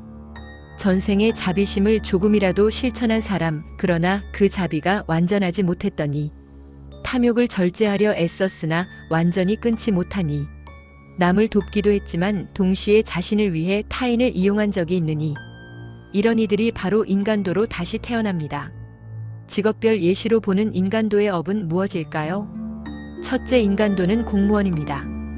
이들은 의무와 타협의 경계선의 선자들입니다. 한때는 공익을 위해 일하고자 했지만 현실의 벽 앞에서 타협한 이들. 법과 제도를 지키되 때로는 편이나 상명하복에 따라 움직인 이들. 이들은 선의 씨앗도 악의 흔적도 함께 지니고 있기에 다시 인간계로 돌아옵니다. 이번 생에서는 진정한 정의란 무엇인가를 배우는 과제를 지닙니다. 둘째는 인간도는 기업가입니다. 이들은 욕망과 책임의 시험장의 선자들입니다. 전생에서 부를 탐하였으나 동시에 사람들에게 일자리를 주었던 이들. 그들의 마음엔 탐욕과 베풀미 공존했습니다. 이번 생에서는 이 두 마음의 균형을 배우기 위해 인간도로 태어납니다. 만약 이 생에서도 탐욕이 이기면 다음 생은 아기도에 떨어집니다. 셋째 인간도는 교사 학자들입니다. 이들은 지식의 업을 쌓은 자들입니다. 전생에서 배움을 통해 남을 이롭게 하려 했지만 그 지식을 교만으로 사용한 사람들입니다. 즉, 나는 안다는 아상에 갇힌 자들입니다. 여기서 아상이란 불교적 의미로는 나라는 독립적이고 실체적인 자아가 있다는 잘못된 생각으로 불교 교리에서는 극복해야 할 대상이라는 뜻입니다. 일상적 의미로는 자기 처지를 자랑하며 남을 무시하거나 업신여기는 마음입니다. 심리적 의미로는 열등감이 심한 사람이 겉으로 자신을 강하게 내세우며 오만해 보이는 행동을 하는 것으로 나타내는 것을 의미합니다. 이들은 다시 인간으로 태어나 진정한 가르침이란 무엇인지 깨닫는 공부를 하게 됩니다. 넷째 인간도는 예술가 작가입니다. 감정과 집착의 윤회자들입니다. 전생에서 진실을 표현하려 했으나 동시에 명예나 인정욕에 매여 있던 이들. 감정의 바닷속에서 고통과 영감을 동시에 겪었던 이들은 다시 인간계에 태어나 집착을 예술로 승화시키는 법을 배웁니다. 다섯째 인간도는 의료인 간호사입니다. 자비의 실천을 절반만 이룬 자들입니다. 이들은 전생에 남을 살리고 돕는 공덕을 쌓았으나 자비의 순수성이 완전치 않았던 이들입니다. 봉사의 업이 있지만 동시에 명예나 이익을 좇는 마음이 남아있었기에 그 미세한 차이로 인간계에 다시 돌아옵니다. 성격별 예시로 보는 인간도의 윤회는 어떤 것이 있을까요? 첫째, 완벽주의자는 전생의 질서와 원칙을 중시했지만 타인을 용서하지 못한 업이 있습니다. 이번 생에서는 불완전함을 인정하는 법을 배우려 인간도로 다시 옵니다. 둘째, 회피형 인간은 전생에서 타인의 고통을 외면했거나 책임을 밀었던 업이 있습니다. 그래서 이번 생에서는 고통과 마주보는 용기를 훈련합니다. 셋째, 분노형 인간은 전생에 아수라의 성향을 지녔던 이로 이번 생에서는 화를 통제하는 법을 배우기 위해 인간으로 다시 태어났습니다. 자비롭지만 자기 희생적인 사람은 전생에 천상의 덕을 지녔으나 그 자비가 지혜로 뒷받침되지 못했기에 인간도로 내려와 지혜 있는 자비란 무엇인가를 배우게 됩니다. 여기서 분노형 인간이 생전에 청부살인 등등으로 사람을 많이 죽인 자는 인간도에 다시 되돌아와도 행복을 누릴까요? 아니면 불행을 겪을까요? 이 문제는 불교의 인과, 즉 씨앗업은 반드시 열매를 맺는다는 원리에 따라 명확히 설명됩니다. 결론부터 말하자면 청부살인이나 살생으로 타인의 생명을 끊은 자는 설령 인간도로 다시 태어난다 해도 결코 행복을 누리지 못합니다. 그는 인간의 형상을 가졌을 뿐 삶 전체가 불행의 인과를 갚는 과정이 됩니다. 그의 이번 생은 달콤한 과보가 아니라 고통스러운 빚갚음의 연속이지요. 왜 그럴까요? 그것은 살생업의 무거움 때문입니다. 불교에서 살생은 가장 무거운 업 중 하나입니다. 그 이유는 단순히 몸을 다치게 한 행위가 아니라 한 존재의 생명력과 인연을 끊는 행위이기 때문입니다. 생명 하나에는 부모, 자식, 스승, 제자, 친구 등 무수한 관계의 인연이 연결되어 있습니다. 그 하나를 끊는 순간 수많은 영혼의 흐름이 함께 상처받습니다. 그래서 살생의 업은 하나의 생명을 끊는 것이 아니라 수많은 인연의 줄을 끊는 죄로 봅니다. 이런 짐승만도 못한 인간들이 인간도로 돌아올 가능성이 있을까요? 그렇다면 살인을 많이 저지른 자가 왜 인간도로 다시 태어날 수 있을까요? 그것은 그가 지은 악업만큼 과거에 쌓은 선업도 남아있기 때문입니다. 예를 들어 전생에 큰 보시나 자비행을 많이 쌓았거나 불법을 옹호한 공덕이 있었다면 그 업의 여력으로 지옥에 완전히 떨어지지 않고 업의 중간값으로 인간계에 태어나는 경우가 있습니다. 그러나 그것은 보상의 삶이 아니라 속죄의 삶입니다. 이런 짐승 못한 살인자들은 인간도로 돌아온 살생자의 삶은 세 가지 형태로 나타납니다. 불교 경전과 실제 수행자들의 전언을 바탕으로 보면 이런 이들은 인간계에서 다음과 같은 세 가지 형태로 살아갑니다. 첫째, 병약하거나 수명단명으로 태어납니다. 살생의 업은 생명을 끊는 것이므로 그 업보는 반드시 자신의 생명력 약화로 돌아옵니다. 어릴 적부터 병약하거나 원인 모를 병으로 고생하거나 젊은 나이에 사고로 세상을 떠나는 경우가 많습니다. 이는 생명의 균형이 깨진 업의 반작용입니다. 둘째, 끊임없는 두려움과 불안 속에 살아갑니다. 살생의 업은 공포의 에너지를 남깁니다. 죽음을 반복적으로 목격하거나 죽음의 원인이 된 자는 그 기억이 무의식에 새겨집니다. 그는 다음 생에서 이유 없는 불안, 의심, 공포, 폭력적 충동에 시달립니다. 자신도 모르게 항상 누군가가 자신을 해칠 것 같다는 피해망상에 시달리기도 합니다. 이는 과거 자신이 타인의 생명을 위협했던 그 공포를 그대로 되돌려받는 것입니다. 셋째, 사회적 관계가 붕괴되고 사랑의 결핍을 초래합니다. 살생은 인간관계의 가장 근본인 생명 존중의 인연을 끊는 죄입니다. 따라서 인간계로 돌아온 후에도 그 인연의 씨가 다시 이어지지 못합니다. 사람을 사랑하려 해도 상처를 주거나 가족이 생겨도 갑작스러운 사고나 불행이 닥치고 사회적으로 성공해도 늘 공허함과 불안이 그를 따라다닙니다. 그는 결국 인간 세상에서 살아있으나 지옥의 그림자 속에서 사는 존재가 됩니다. 전생의 살인자들이 인간계에서 겪는 현실적 예시를 보면 실제 불교적 인과로 해석하면 아래와 같은 사례들이 해당됩니다. 한때 폭력 조직의 행동대원으로 살인을 저질렀던 자가 이번 생에는 교통사고로 사람을 잃은 부모로 태어나 깊은 슬픔을 겪습니다. 그는 타인의 생명을 빼앗은 고통을 이번엔 상실의 아픔으로 체험합니다. 과거에 전쟁 중 무차별 학살을 저지른 군인이 이번 생에는 평화운동가로 태어나면서도 이상하게 폭력적 상황을 끊임없이 목격합니다. 이는 과거의 폭력 에너지가 아직 정화되지 않았기 때문입니다. 청부살인으로 불을 쌓았던 자가 이번 생에는 부모의 병치레로 전 재산을 잃거나 자신이 직접 누군가에게 살해당하는 운명을 겪습니다. 그가 뿌린 칼날의 씨앗이 결국 자신에게 돌아오는 것입니다. 전생에 정치인으로 청부살인을 하여 수많은 사람을 죽인 자가 인간도에 다시 오는 것은 불행의 끝과 정화의 기회를 찾기 위해서입니다. 그러나 불교는 절망의 철학이 아닙니다. 그 어떤 중죄라도 참회와 자비 실천으로 정화될 수 있습니다. 만약 그 살생자가 이번 생에서 생명을 보호하는 일에 종사한다면 의사, 구조대, 동물보호 활동 등 진심으로 참회하며 희생된 존재들을 위해 기도한다면 그는 서서히 업의 어둠을 벗고 인간도의 진정한 의미, 즉 배움과 구제의 길을 걷게 됩니다. 그의 불행은 처벌이 아니라 정화의 과정이 되는 것입니다. 결론적으로 인간도는 천당도 아니요 지옥도 아니다. 청부살인으로 남몰래 수많은 살생을 한 자들은 무거운 살생의 업을 가진 자로 인간도로 다시 태어나더라도 그 삶은 고통의 연속 속에서 속죄와 배움의 길로 흘러갑니다. 인간도는 행복의 세계가 아니라 균형의 세계입니다. 그가 저지른 피해 업보는 반드시 현실에서 눈물, 병, 손실, 외로움, 공포의 형태로 나타나지만 그 고통을 통해 깨닫는다면 그는 더 이상 지옥으로 떨어지지 않고 업의 사슬을 끊는 길로 나아갑니다. 요약하자면 청부살인자도 인간으로 다시 태어날 수 있지만 그의 인생은 결코 행복하지 않습니다. 그는 인간의 껍데기를 쓰고 인간 속에서 자신이 지은 악업의 그림자를 되갚는 존재로 살아갑니다. 그 고통을 자각하고 참회하는 순간에야 비로소 윤회의 사슬이 풀리기 시작합니다. 셋째, 아수라도는 분노와 경쟁에 사로잡힌 자들의 세계입니다. 아수라도는 불교의 윤회 세계 중 하나로 싸움과 전쟁이 끊이지 않는 혼란스러운 세계를 뜻합니다. 교만심과 시기심이 강한 존재가 죽어서 다시 태어나는 곳으로 선과 악이 혼합되어 투쟁과 경쟁의 세계에서 진리를 배웁니다.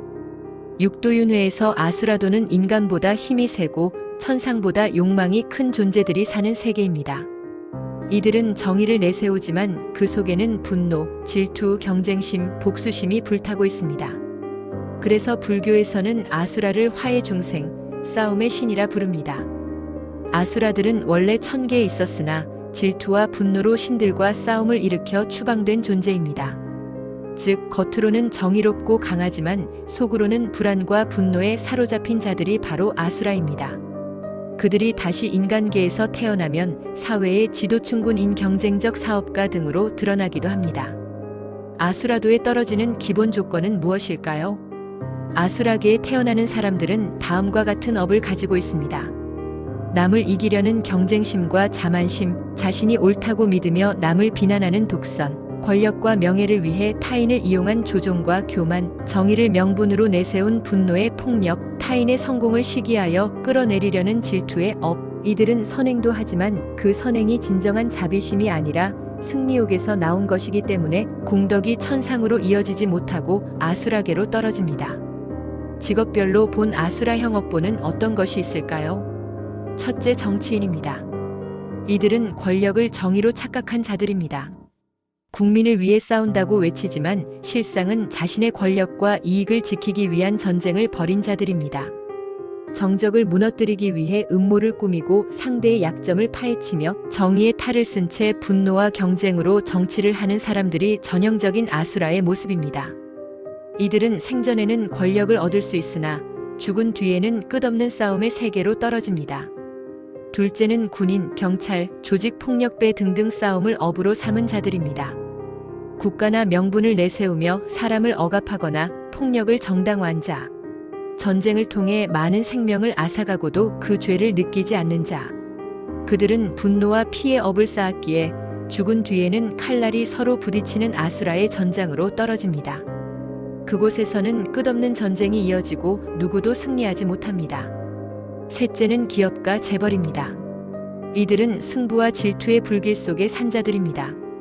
이윤과 명예를 위해 끝없이 경쟁하며 내가 최고여야 한다는 집착 속에서 타인을 밟고 올라선 자. 그는 인류의 공헌도 하지만 그 동기가 순수하지 않다면 그 공덕은 천상으로 가지 못하고 아수라계의 경쟁장으로 흘러갑니다. 그곳에서는 늘 더 강한 자가 나타나 자신을 무너뜨리는 고통을 겪습니다. 넷째, 법조인, 검사입니다. 이들은 정의의 이름으로 분노를 휘두른 자들입니다. 정의를 지키는 직업이지만 그 정의가 자비 없는 정의, 복수의 정의일 때 그는 법의 옷을 입은 아수라가 됩니다. 남을 단죄하면서 자신의 내면을 들여다보지 못한 자는 죽은 뒤 자신이 만든 법의 잣대에 스스로 묶이는 아수라의 심판장에 서게 됩니다. 다섯째, 종교 지도자입니다. 이들은 신의 이름으로 분노를 전파한 자들입니다. 전생에 진리를 전하려 했으나 신앙을 권력의 도구로 삼은 자. 다른 교리를 비난하고 자기만이 옳다고 외치며 신도를 조종한 자.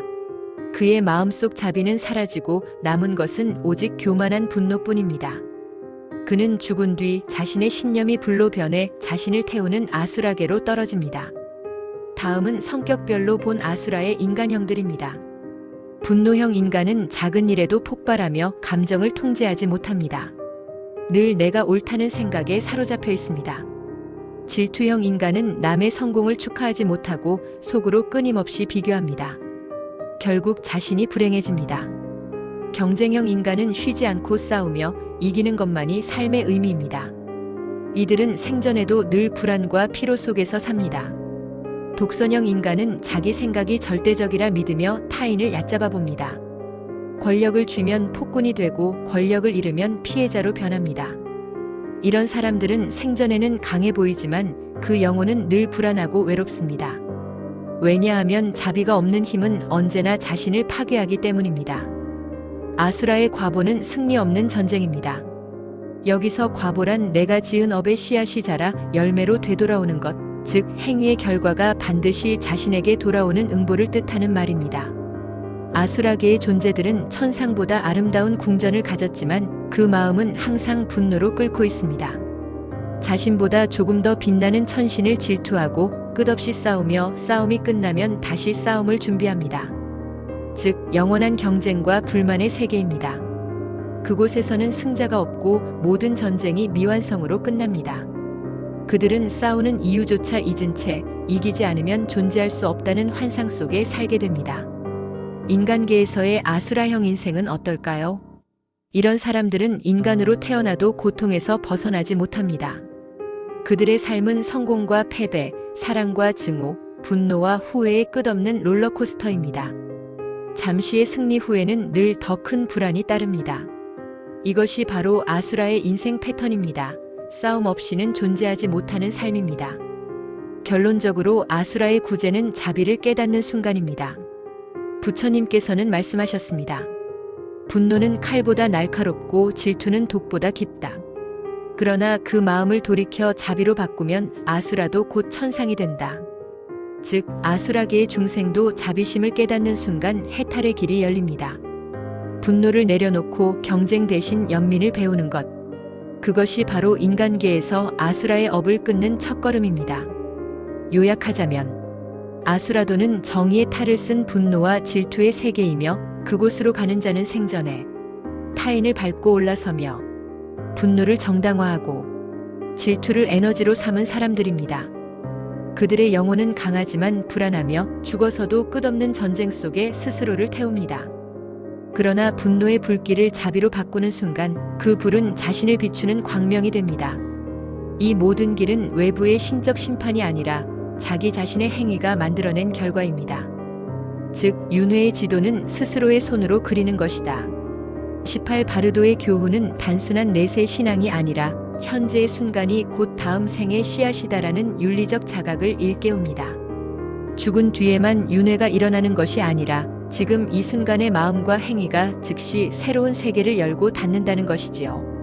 즉, 악한 생각은 지옥의 문을 열고 탐욕은 악의의 배고픔을 키우며 지혜와 자비는 인간과 천상의 문을 연다. 티베트 사자의 선은 이렇게 말합니다. 윤회는 먼 미래의 일이 아니다. 매 순간의 마음이 이미 그 길을 정하고 있다. 티베트 사자의 서의 마지막 가르침은 이렇게 귀결됩니다. 지금 당신이 짓는 생각 하나, 말 한마디, 행동 하나가 바로 다음 생의 길이 된다. 지옥도 인간도 천상도 그 문을 여는 열쇠는 당신의 마음속에 있다. 이 경전의 핵심은 죽음의 교육입니다.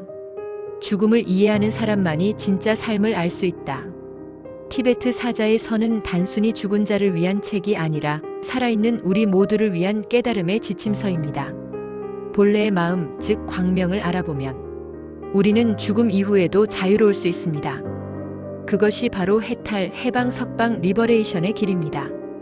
티베트 사자의 선은 20세기 초 서양에 소개되어 심리학자 융칼 융에게도 깊은 영향을 주었고 오늘날에는 임사체험 앤디 연구나 죽음 명상에도 활용되고 있습니다. 죽음 이후의 세계를 과학과 철학이 만나는 지점에서 가장 오래된 지혜로 설명한 책이라 할 수 있습니다. 이 시리즈에서는 앞으로 티베트 사자의 서의 각 바르도 단계와 불교의 윤회 개념 그리고 죽음을 통해 배우는 자유의 철학을 차근차근 다루어 보겠습니다. 삶의 의미를 깊이 성찰하고 싶으신 분, 그리고 죽음 너머의 진리를 함께 탐구하고 싶은 분이라면 구독하시고 이 여정에 꼭 함께 해주세요. 사자의 선은 이렇게 말합니다. 천상도는 하늘 위의 세계가 아니라 내 마음이 맑아질 때 피어나는 빛의 자리이다. 우리가 오늘 하루 분노를 누르고 타인을 용서하며 한 번이라도 진심으로 도왔다면 그 순간 이미 천상도의 문을 두드린 것입니다. 살생의 어둠조차 참회로 정화되고 경쟁과 질투의 불길조차 지혜로 승화될 수 있습니다. 결국 윤회의 6길은 하늘 위나 땅 아래에 있는 것이 아니라 바로 지금 이 순간에 내 마음 안에 있습니다. 여러분, 오늘의 이 깨달음이 내일의 삶을 바꾸고 내일의 삶이 다시 영혼의 빛이 되기를 바랍니다. 이 강연이 도움이 되셨다면 당신의 마음속 천상도의 씨앗을 키워가는 여정에 함께하기 위해 구독과 좋아요 그리고 알림 설정을 눌러주세요. 그 한 번의 클릭이 당신의 마음을 더 밝은 세계로 이끄는 작은 선업이 될지도 모릅니다. 다음 시간에는 바르도의 첫 번째 단계 죽음의 순간과 광명의 체험을 주제로 이어가겠습니다. 함께 해주셔서 감사합니다.